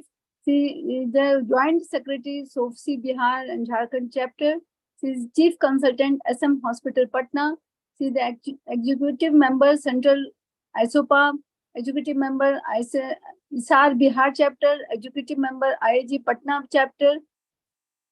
She is trained in laparoscopy at Foxy Certified Center, awarded with many awards like MP John and GV Ellen Murthy Awards. And she is the recipient of numerous awards and certificates. And she has held many posts of Joint Secretary, Clinical Secretary, Executive Committee Member, Treasurer.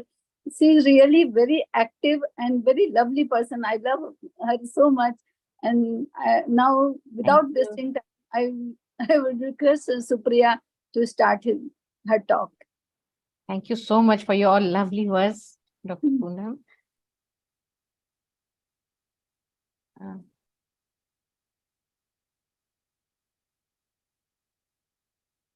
So can you see the? Yeah. No. Yeah. Is it okay? Yeah. So menstrual migraine in adolescence and its treatment. So this is the topic that is, I think, very less touched upon. So migraine commonly affects adolescents, and menstrual migraine often begins in young girls. If undiagnosed or ineffectively treated, migraine can lead to disability, school absenteeism, and emotional or social difficulties and chronification of headache. The headache becomes very chronic. Then, thus recognizing and accurately diagnosing migraine and menstrual migraine, developing effective treatment strategies, both pharmacological and non-pharmacological, and educating both the adolescent and her parents in order to minimize the potential early disability of this disorder and limit the otherwise likely progression of migraine to a disabling disorder of adulthood. So, menstrual migraine is a type of headache that affects many adolescent females.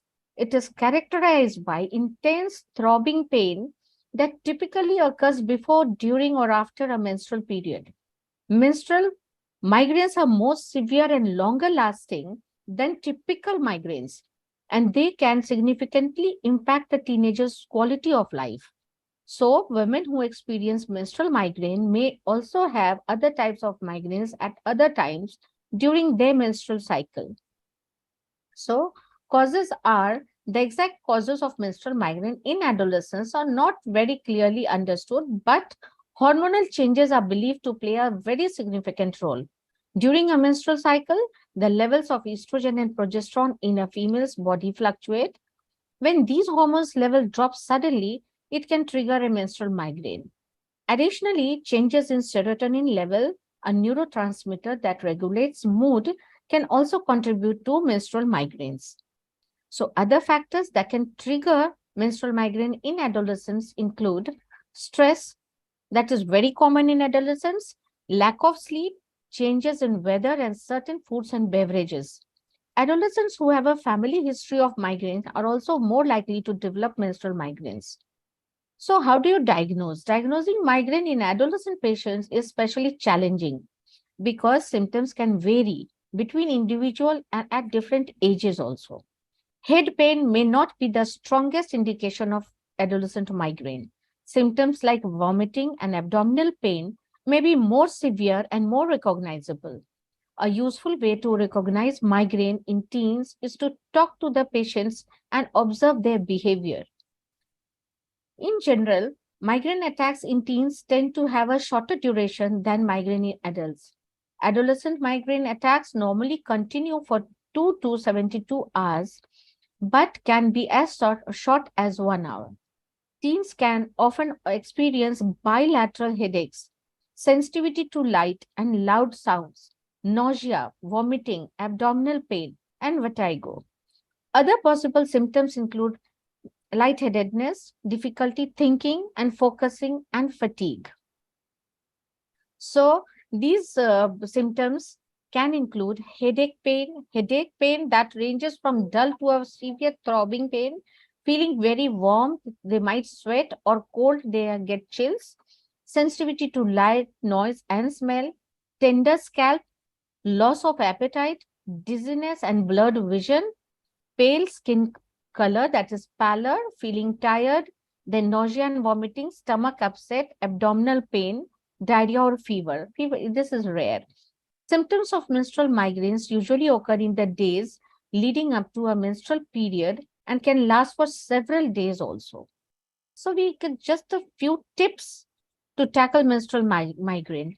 They should practice yoga, meditation, and deep breathing exercises because the adolescents, we don't put them directly on medication. Drink 1 to 2 cups of any caffeinated drink. Opt for hormone therapy to balance your hormones. Use over-the-counter pain relievers and get enough good night's sleep. Now, when to take your teens to the doctor? When there is chronic and progressive worsening headache, all the time your daughter is complaining of this headache, feels like the worst headache, Then she usually clumsiness or difficulty in walking, problems thinking, seeing, or speaking, headaches or vomiting upon awakening in the mornings. They get up from the bed and they will complain of headache, stiff or painful neck. These are the situations when you should take your adolescent to the doctor. So the treatment of menstrual migraine involves both acute and preventive strategies. Acute treatments aim to relieve the symptoms of a migraine attack, while preventive treatments aim to reduce the frequency and severity of migraine attacks. Recent treatment guidelines recommend a variety of acute and preventive treatments for menstrual migraine. So acute treatment may include non-steroidal anti-inflammatory drugs, triptans, and combination formulations of NSAIDs and triptans. Hormonal birth control. Now, hormonal birth control pills can regulate hormone levels and prevent the sudden drop in estrogen and progesterone that trigger menstrual migraine. Birth control pills, patches, and IUDs, although rare, are all available options. Dosing birth control pills continuously so that there is no break for a monthly period can be an effective way to reduce menstrual migraine. Most people know birth control pills as 21 7-day formulations, where a woman takes a pill for 21 days, followed by 7 days of placebo, which is when she would have her menstrual cycle. It is that drop in hormones that precipitates a migraine headache. So if we eliminate that placebo week and have patients take hormones continuously through that is an extended cycle, it helps eliminate those menstrual headaches. Coming to triptans, they are a class of medication that can relieve the pain and other symptoms of migraines. They work by constricting blood vessels in the brain and reducing inflammation.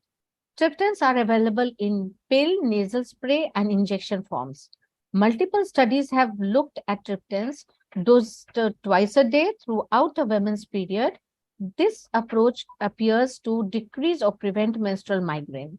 Women with menstrual migraine and frequent migraine attacks throughout the rest of the month should be cautious about the triptan use in order to avoid medication overuse.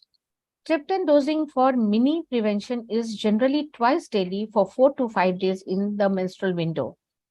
Non-steroidal anti-inflammatory drugs are such as aspirin, ibuprofen can help relieve the pain and inflammation at the time associated with menstrual migraines.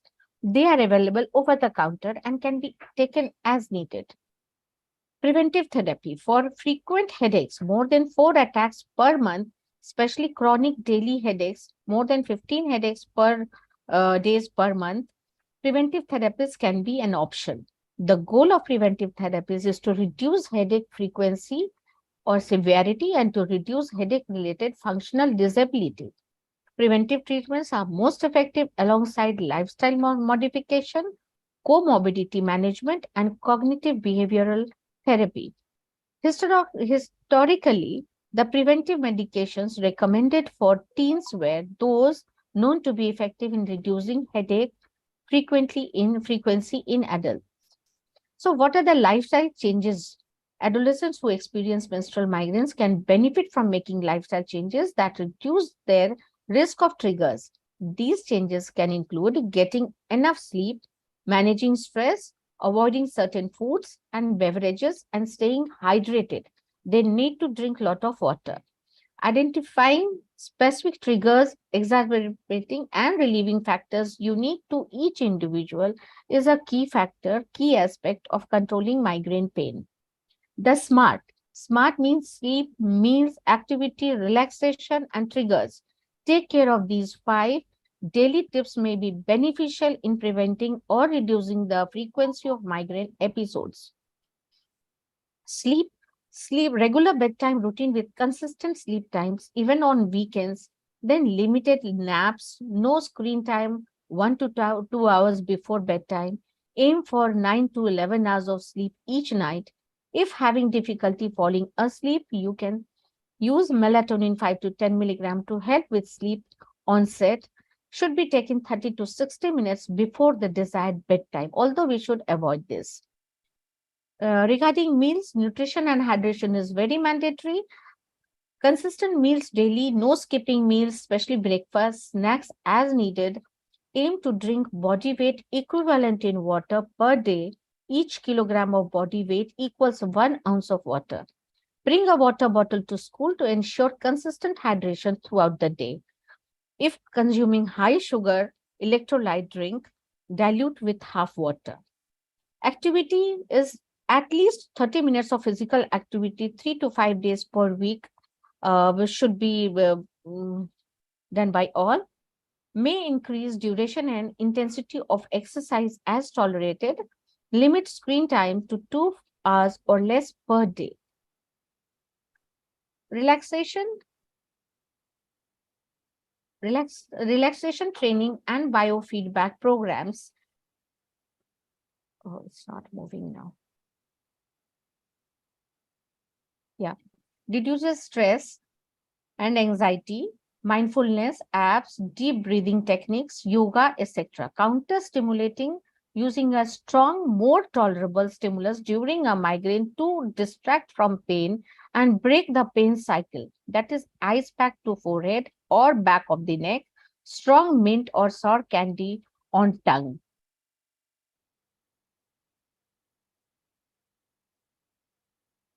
Now the triggers. Recognize and eliminate triggers including dietary, environmental, medication, physical, hormonal, behavioral, like specific food, irregular meals, odors, weather changes, stress, poor sleep habits, menstrual cycle, anything can trigger their pain. Keep a headache log to identify triggers and track response to the above measures. Now, finally, these are the various methods and treatment modalities. To conclude, menstrual migraines can significantly impact an adolescent's quality of life. However, with the right treatment, most adolescents can manage their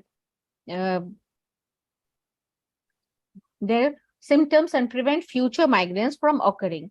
Hormonal birth pills, controls, triptans, NSAIDs, and lifestyle changes are all effective treatment options that can help adolescents cope up with the menstrual migraines. This is very, very difficult for the adolescents to handle this problem because of the menstrual problems, migraine, they are unable to do their daily routine work. So we come to, with this, we come to the end of my presentation. Thank you very much for your patient listening. Thank you, everyone. I just want to congratulate Madam for a wonderful presentation, so comprehensively covered. It is a topic that we very often do not discuss even as gynecologists. I think it was very important when you said that, we should think of migraine when there is vomiting and stomachache. We often attribute it to dysmenorrhea and do not think of this. And I think the SMART technique was wonderful. It is something that we can use even for other aspects of adolescent health. Thank you so much, Madam, for calling me, and a wonderful presentation. Thank you. Thank you. Thank you so much. Thank you, Priya, for your excellent presentation. You have rightly said that lifestyle modification can improve these symptoms in teenagers, and triptan nowadays is very effective. We are not using OC pills in these patients, and triptan has especially provatriptan. It has a long half-life, that is 26 hours, so it can be given for prevention of attacks. As you have already mentioned, it can be given only for 5 to 6 weeks. So I think we can use triptan, provatriptan for this patient. And of course, when cycles are irregular, we can give the hormone contraceptive pills. Or you have very beautifully described whenever patient is complaining of severe headache, or if there is change in any pattern or severity of the headache, or if there is focal neurological signs, then one have to go to doctor for brain imaging. That is very important. Sometimes we can have brain pathology also. Thank you very much for the excellent and super presentation. Thank you. Thank you both the chairpersons for coming and joining. Thank you. Thank you, Dr. Supriya, for such a very nice, short and crisp talk, and it's very informative. Thank you so much. And now it's time to start our last session. Topic is screening and post-screening dilemma in violence against women. So I would like to invite the chairpersons who are going to chair this session. Dr. Raj Lakshmi, ma'am is alumni of Kasturba Medical College, Bangalore and Bangalore Medical College, practicing ops in Gynae in a semi-urban area for the past 20 years with a special interest in adolescent health, infertility and public awareness, actively involved in public health awareness programs through print media, radio and TV. And she's faculty at state and national OBG conferences, master trainer Fogsi Dhira, No to Violence Against Women, secretary Manipal OBG Society from 21 to 22, president IMA Women Doctors Wing IMA Udupi Karavali in 2022 and 23, treasurer of IMA Udupi Karavali. So you are welcome, ma'am. Now the next chairperson is Dr. Kanchan Sharma, ma'am. Ever smiling ma'am. So she's secretary Kanpur Ops in Gynae Society and president IHRF Kanpur, ART specialist, laparoscopist and colposcopist, life member of Fogsi, IAGE, SR, IFS, IMA, AMS, ISOPAB, NARCHI. And she's a recipient of so many awards and organized many national international conferences of Ops in Gynae. So you are welcome, ma'am. Thank you. The most important is now I am the candidate for NCT committee chairperson. Thank you very much. Yes, ma'am, full support. So our next chairperson is Dr. Santavna Sharan. Ma'am is a consultant gynecologist trained in emergency obstetrics and convener National IMA Mission Pink Health, coordinator Adolescent Health MPH Jharkhand, recipient of National IMA President's Award, recipient of National Dr. Kanak Goel Award, Dr. C.L. Jhaveri Family Welfare National Award, recipient of Unsung Hero and Wonder Foxian Award from Federation Ops and Gynae Society of India, recipient of so many other awards. She's You're muted, Sabha. Sabha, unmute yourself. Okay. Now I'm audible, ma'am? Yes. So ma'am is a recipient of so many awards and she's working as volunteer for Akshay Patra Foundation for Food for Education, and she's also member of WAR Committee Fogsi. So you're welcome, ma'am. And now I request Dr. Raj Lakshmi ma'am to introduce Dr. Kiran Mai ma'am. Good evening, everyone. At the outset, I would like to thank Kiran ma'am and Dr. Supriya Jaiswal for giving us this opportunity. It's my privilege to introduce Kiran Mai ma'am, who's I can say torchbearer for violence against women. She has been conducting so many programs, motivating all the other members to do that also. She's Professor OBG GFC Vanapati, Kaloji University Health Sciences, Telangana. She's chairperson of Fogsi No to Violence Against Women Committee. She's a co-member of Fogsi Youth Cell 2022 to 25. She's a co-member, coordinator, trainer of trainer and faculty for Dhira Initiative. She has won Dr. Kamini Rao Viva Fogsi Orator for 2013, Fogsi Dhira Award for 2021, recipient of many awards, peer reviewer for many journals and scientific convener at AICOG 2011. She's trainer of trainer, Global Maternal Perinatal Death Surveillance Response Workshop, contributed to integrated high-risk pregnancy protocols of Telangana state, and UNICEF gender-based violence training on survivor-centered engagement skills. We are eager to listen to you, ma'am, on your work also. Over to you, ma'am. Thank you very much. I have one word introduction for Dr. Kiran Mai. She is a very good friend of mine, and she started working even before she was being elected as a chairperson of violence against the women. There was a wave created throughout the country by her, and we all conducted so many sessions in schools and in university, full lectures, and attended so many webinars. Thank you very much. Thank you very much. Thank you for the very kind words, Dr. Rajalakshmi.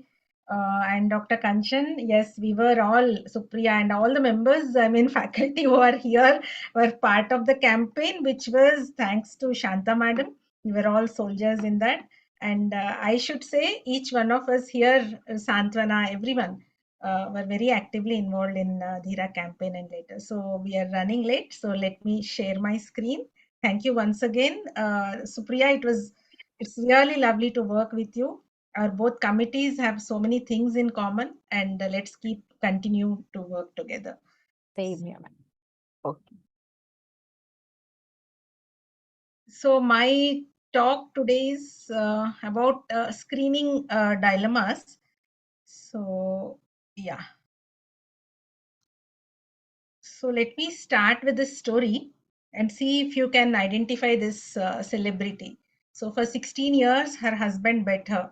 And on this night, on one night, she washed the blood from her face, wrapped a cape around her bloody clothes, and she covered her eyes with a pair of sunglasses and placed a wrap on her head because the swelling was so bad she couldn't wear her wig.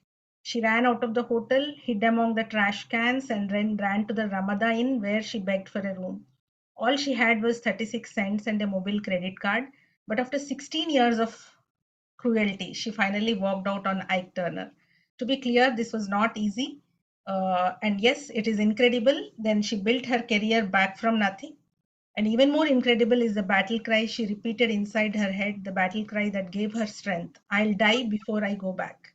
And never forget it. No matter how deep the hole is, you can always find a way out.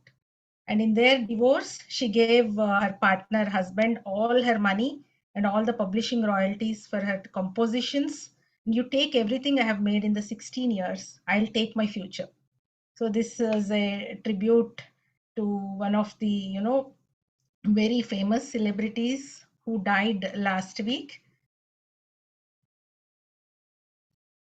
I'm not able to move my slides. Yeah, this is none other than, the rock and roll queen who reached her pinnacle when she was 40 years of old after she walked out of that, violent marriage, which I have described just now. So this is about her, Tina Turner. So this story we keep hearing so many times, so many women, and then we know that it is, I'm not able to move the, yeah, slides. I don't know why. So we know that this is not just most shameful, it is pervasive, it exists even now. And as Kofi Annan said, as long as it continues, we can never claim that we are making real progress towards equality, development, and peace.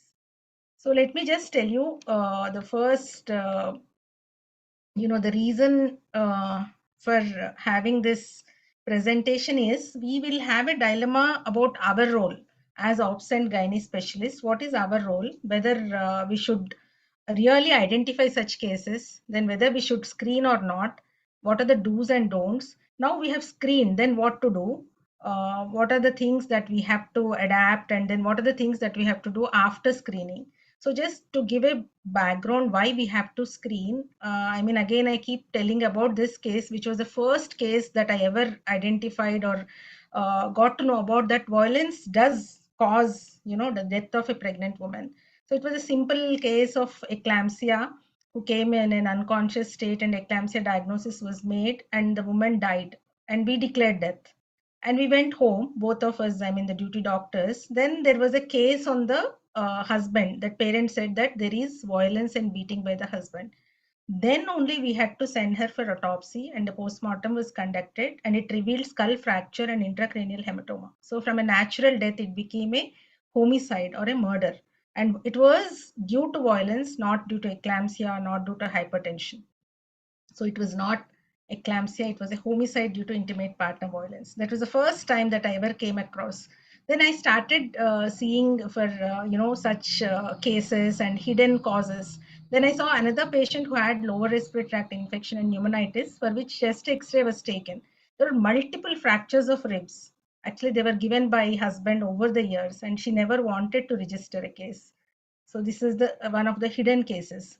So then only, we got to know that there exists this intimate partner violence and violence against women, that it means any act of gender-based violence, and it is need not be always physical. It can be sexual, psychological. It can include coercion or deprivation of liberty. Whatever it is, it comes under this wide term as violence against women. So we use various terms. The most common thing that we are using is violence against women. Then there is this intimate partner violence, that is violence done by the partner, whether husband or a boyfriend or a romantic partner or anyone who is she's having relation with.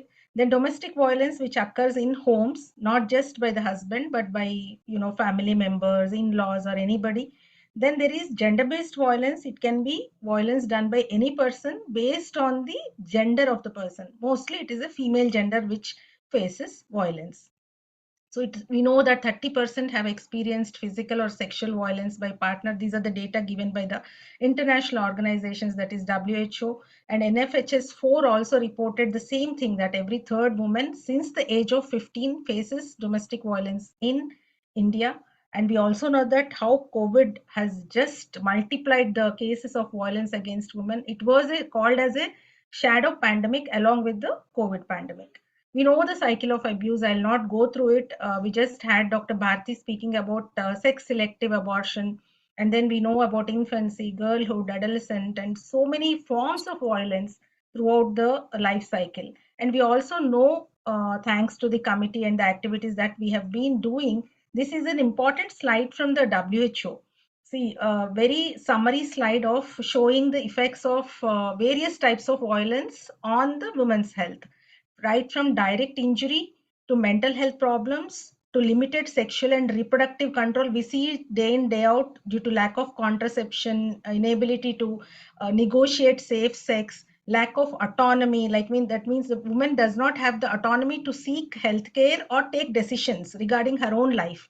And they're twice likely to have an abortion, 1.5 times likely to have HIV, 4.5 times likely to have attempt suicide, 16% likely to have a low birth weight baby, and very shocking that 38% of the murders of women globally were reported as being committed by these partners, and twice as likely to have alcohol disorders, addictions, then twice as likely to have depression, and 42% can have physical injuries. So these are the various, you can see the spectrum of effects due to violence. And we see the reproductive coercion again due to forced pregnancy, the teenage pregnancy talk that we had with Sampath madam, and then the forced abortion, etc. So again, one more effect that violence has is, we have discussed about HIV when madam was talking about teenage pregnancies. Again, HIV and violence intersect in many ways, and it has a strong association on the selected maternal health care behavior, like regular checkups, prenatal care, tetanus toxoid, institutional deliveries, postnatal care. Everything gets affected when there is domestic violence. And the papers and literature shows that so many pathologies like hypertension, vaginal bleeding, kidney infections, and so many things, the domestic violence is a independent risk factor, not just comorbidity, but it is an independent risk factor.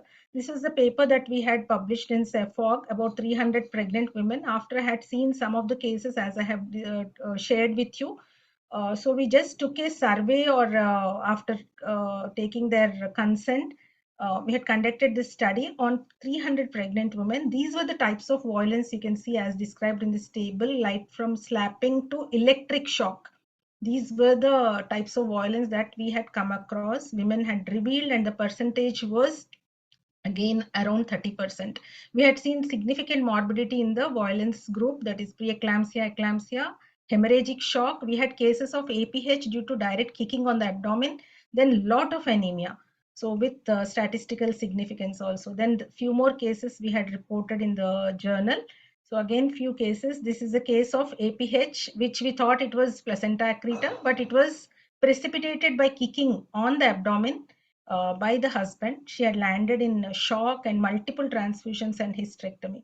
So is this APH, or is this due to intimate partner violence? This woman came with 3 abortions. Again, the sex selective abortion, as we had seen in the second talk.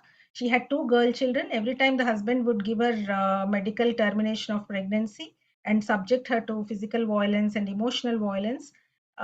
If I was not doing that study, we would never have asked the reason for her abortions or the history of violence, because that was the time when she presented, when we were doing the study.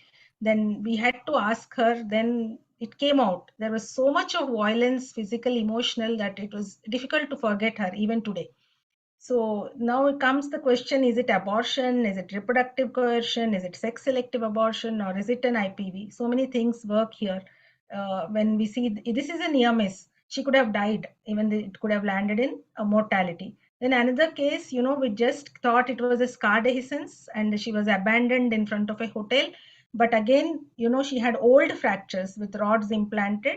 uh, Her husband had thrown her from the top floor, and she landed in so many injuries and almost lost her life. So this was a recent case. Simply when you see, it was a severe preeclampsia, and we advised termination. We had properly counseled her, and ANM, Asha, everybody counseled her.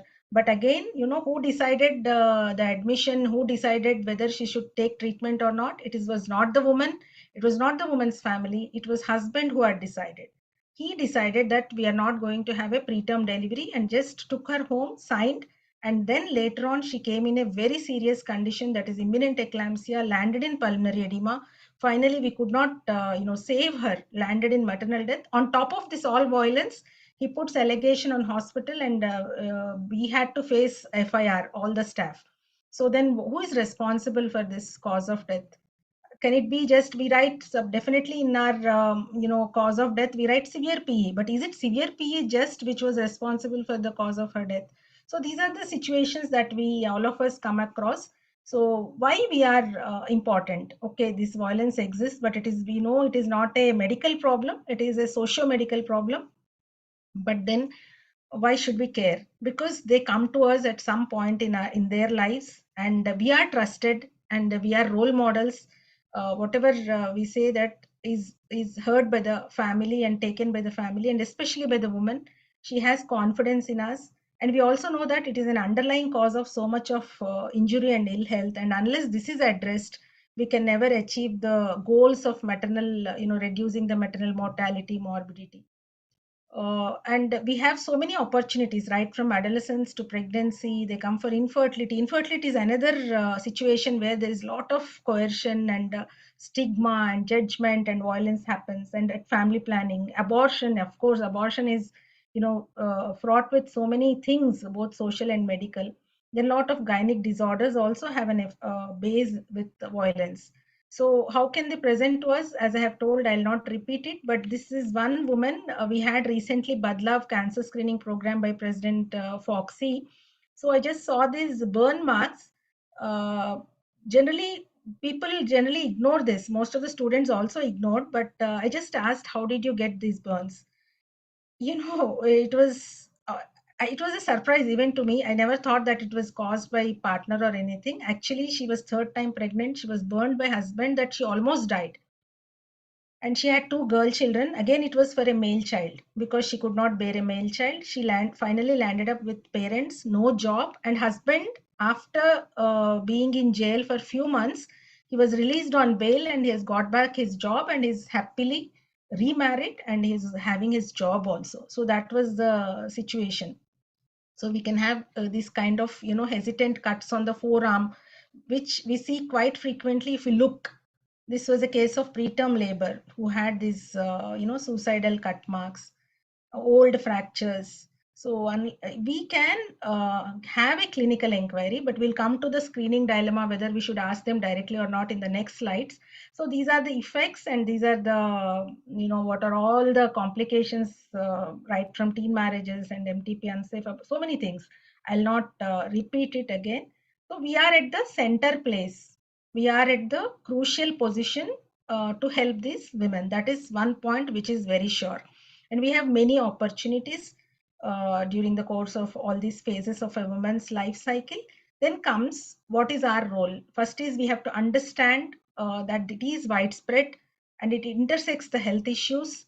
We have to understand its impact during pregnancy and the complications of pregnancy, and exactly what is our role, what we have to do and what we should not do.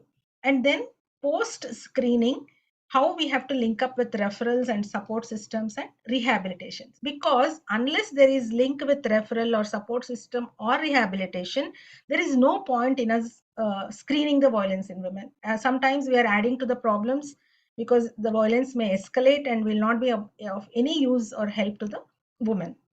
So remember that first principle is do no harm. And then should we identify violence by universal screening is a big question mark.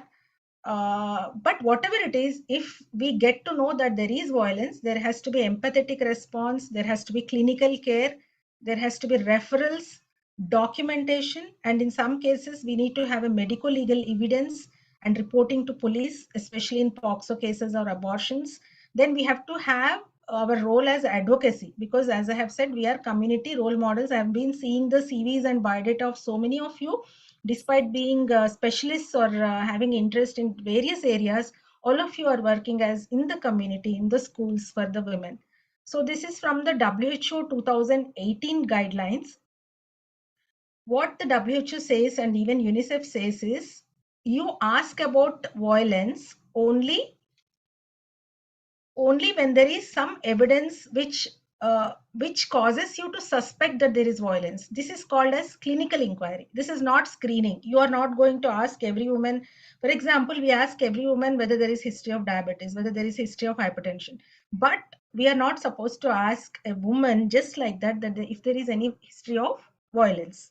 But if I see that there is a bad obstetric history, if I see that there is something which I feel that there is something behind this, complication or morbidity, I am allowed to make a clinical inquiry, but only if the woman brings it up or her signs and symptoms suggest violence. This is called clinical inquiry. So this is not screening. We are not supposed to do universal screening, but we are allowed to do a clinical inquiry. But ask when the woman is alone. That means she should not be with her partner and you just ask about whether his injuries are due to violence. Never do that.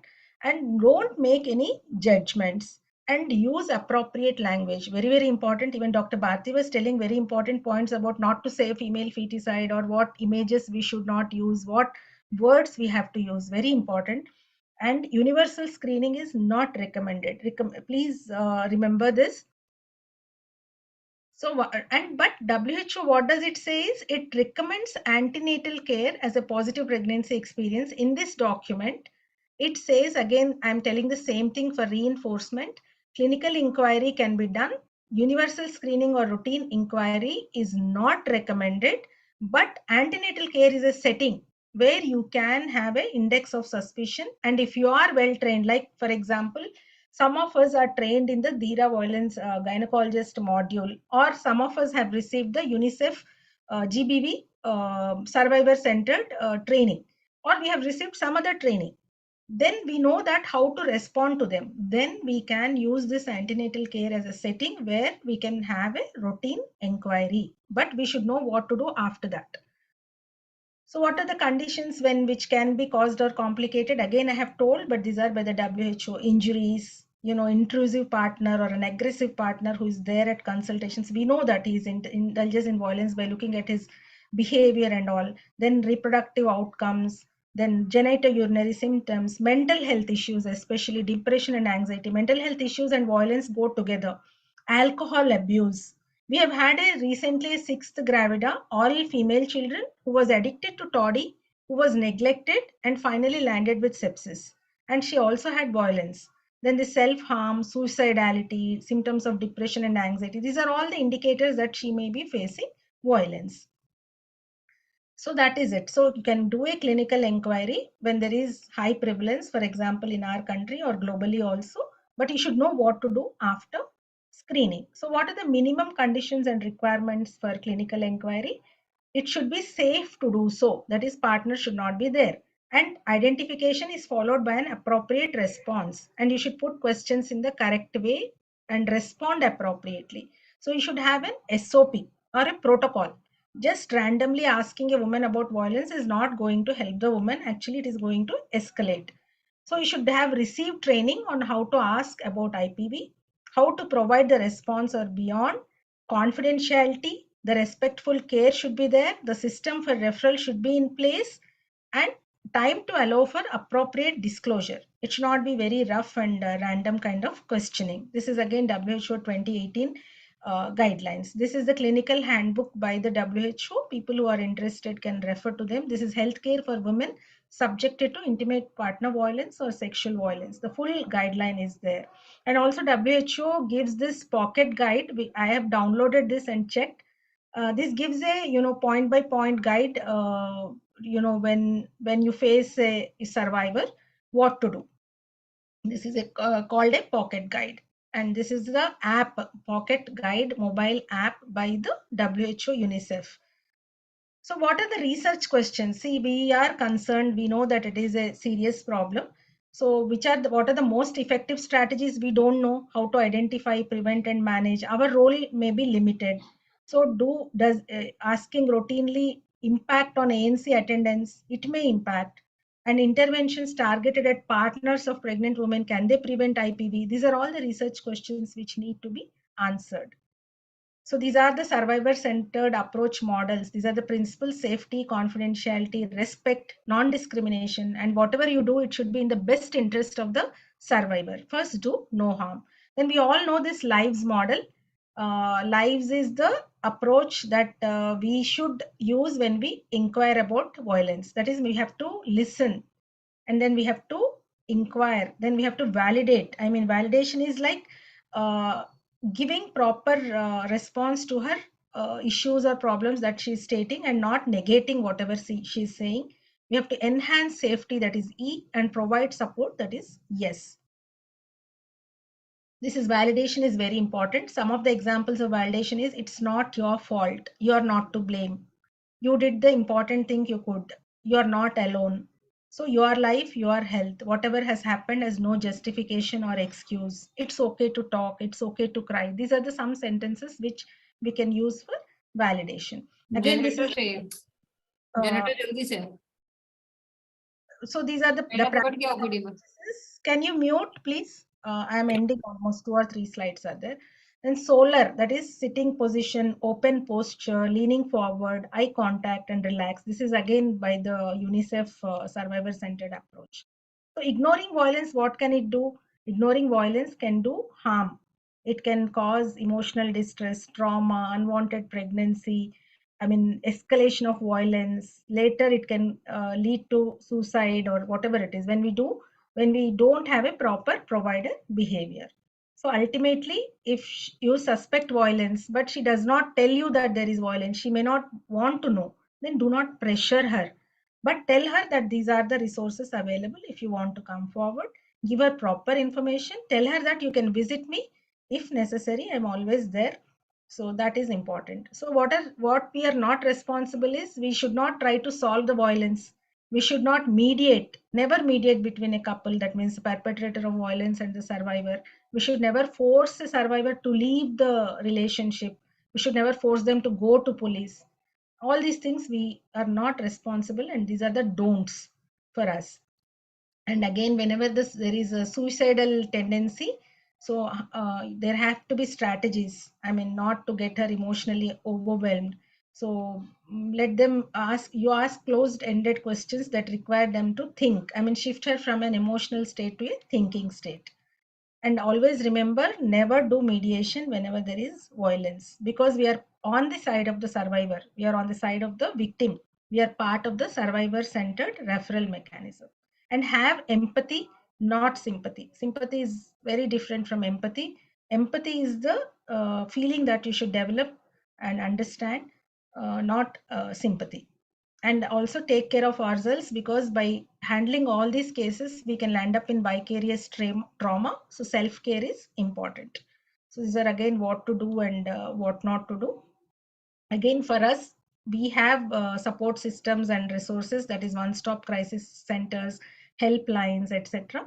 So link up with the legal remedies that we have, link up with the one-stop crisis centers or the Saki centers we have their flyers and posters in your clinics, have their numbers, and see that these are displayed properly, and that the victims or survivors know that these are the centers. This is one example of a center at Hyderabad, the She Teams Bharosa Trust One-Stop Crisis Center with all the police, counselors, psychologists, as you all know. You all also know the helplines. These pictures are from my hospital. We have a Saki center and a child helpline number vehicle, the Bal Rakshak vehicle, and this is the Mahila helpline 181 Saki center vehicle, which keeps visiting our hospital, getting the survivors or POXO Act victims and other women and girls. And we have a close contact with this center. We have their numbers, they have our numbers. So we are a phone call away, they are a phone call away. So that is one redressal system we can have, so that whenever we come across a woman and we think of asking them, we can ask, is there violence? And then we properly refer them. So it is a multi-sectoral approach, not just us. So many things are required, as you know, in tackling this violence. And we should have a referral pathway, warm referral practices, and each one of us should be helping out. And we know that how we have done Dhira and then now Badlav for gender equality. So I'll end this. We should not cause any harm. And the patient, if she feels that we have helped her feel better by just saying that I don't deserve this treatment, and he helped me to make a plan to leave the house next time my husband became violent. So this is a real-time life experience shared by a Salvadoran woman. And always reiterating the fact that women are not responsible for men's violence. No reason is a reason good enough for violence, whatever type of violence. So with this, I thank. I hope I have not exceeded my time. Thank you so much. Thank you very much, Dr. Kiranmai, ma'am. You did wonder, really. These are the cases which make us weep. There are so many such cases which we all obstetricians and gynecologists come forward. There are so many cases the patients come and just they weep, and we also what to do. And this is thanks to Dhira and all this violence against the women step forward, that we should all come forward, and we obstetricians are the first that with the privacy we can help and hear our patient very with the secrecy and can help them. Actually, yeah, nice. This was very nice, and we should all think and work on it. Definitely. Indira Madam is my teacher, guru, and mentor. Madam has joined and she has left a comment of appreciation. Thank you so much, ma'am. Thank you, Dr. Kanchan, chairperson. And I want to thank the organizers, Dr. Supriya and Dr. Kiranmai for giving me chance on this platform. And thank you very much, wonderful MOC, Dr. Sabha sir, all lovely faces, and thank you. And my request for my future endeavor, all the president and secretaries who are present kindly. All the best, Dr. Kanchan. All the best. All the best. Thank you from my side also, ma'am. Thank you for having me here. I am feeling very honored and privileged.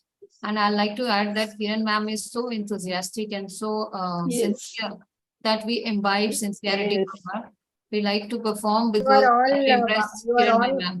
all warriors, I should say. I'm always inspired by Dr. Santwana, is now in my committee.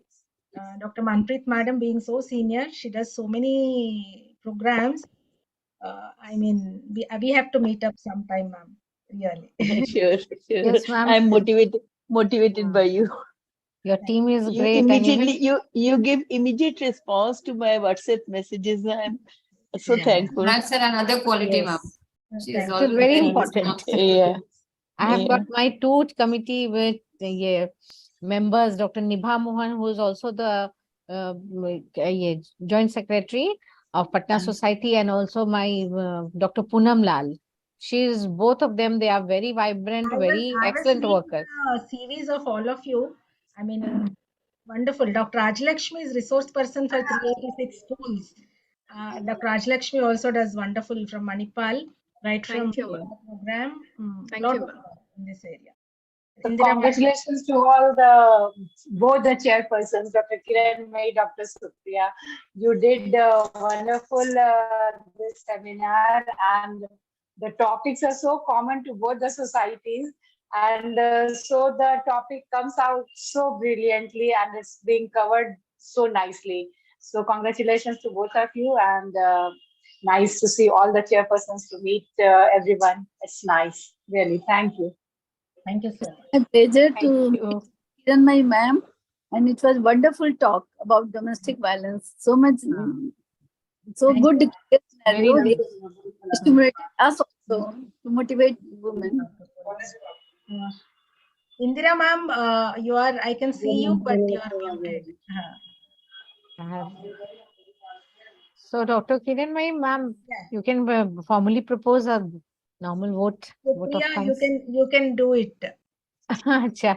So, at the outset, at the end of this session, I really thank on behalf of myself and Dr. Kiranmai, both the committee chairs, to all of you, especially first of all, Dr. President, Dr. Rishikesh Pai sir, Madhuri madam, Sampath madam, and Alka madam, also the Sarita Ashwini Bhalerao madam, then all the speakers, especially Sampath madam and the second speaker, Dr. Bharti. Dr. Bharti Maheshwari. She also spoke on such an important topic, and all the chairs, all the chairpersons who were present here.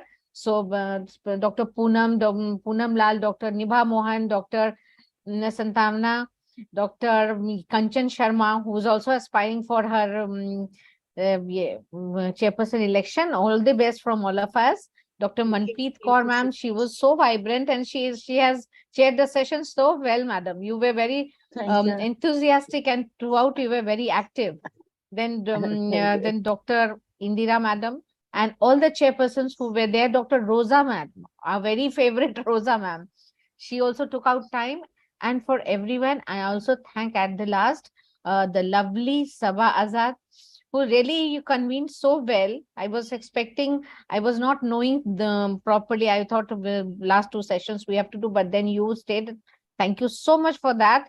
And we look forward to working with you again. And I thank my members, Dr. Poonam Lal and Dr. Nibha Mohan, and the Shield Connect people, the Dr. Suman and his whole team. Dr. Then Sahiti. And they make our work so easy. Yes. Very, very, I should say flawless. That's the word. Flawless, and everything, any changes till the last moment, they keep on doing. Thank you very much. And a big thank you to all the viewers, the people who must have logged in. Thank you so much. So with this, I and Dr. Kiranmai, thank you to you for collaborating both of us and working together. Thank you so much. This was really wonderful session, and thanks Clapping to both the committee and both the chairpersons.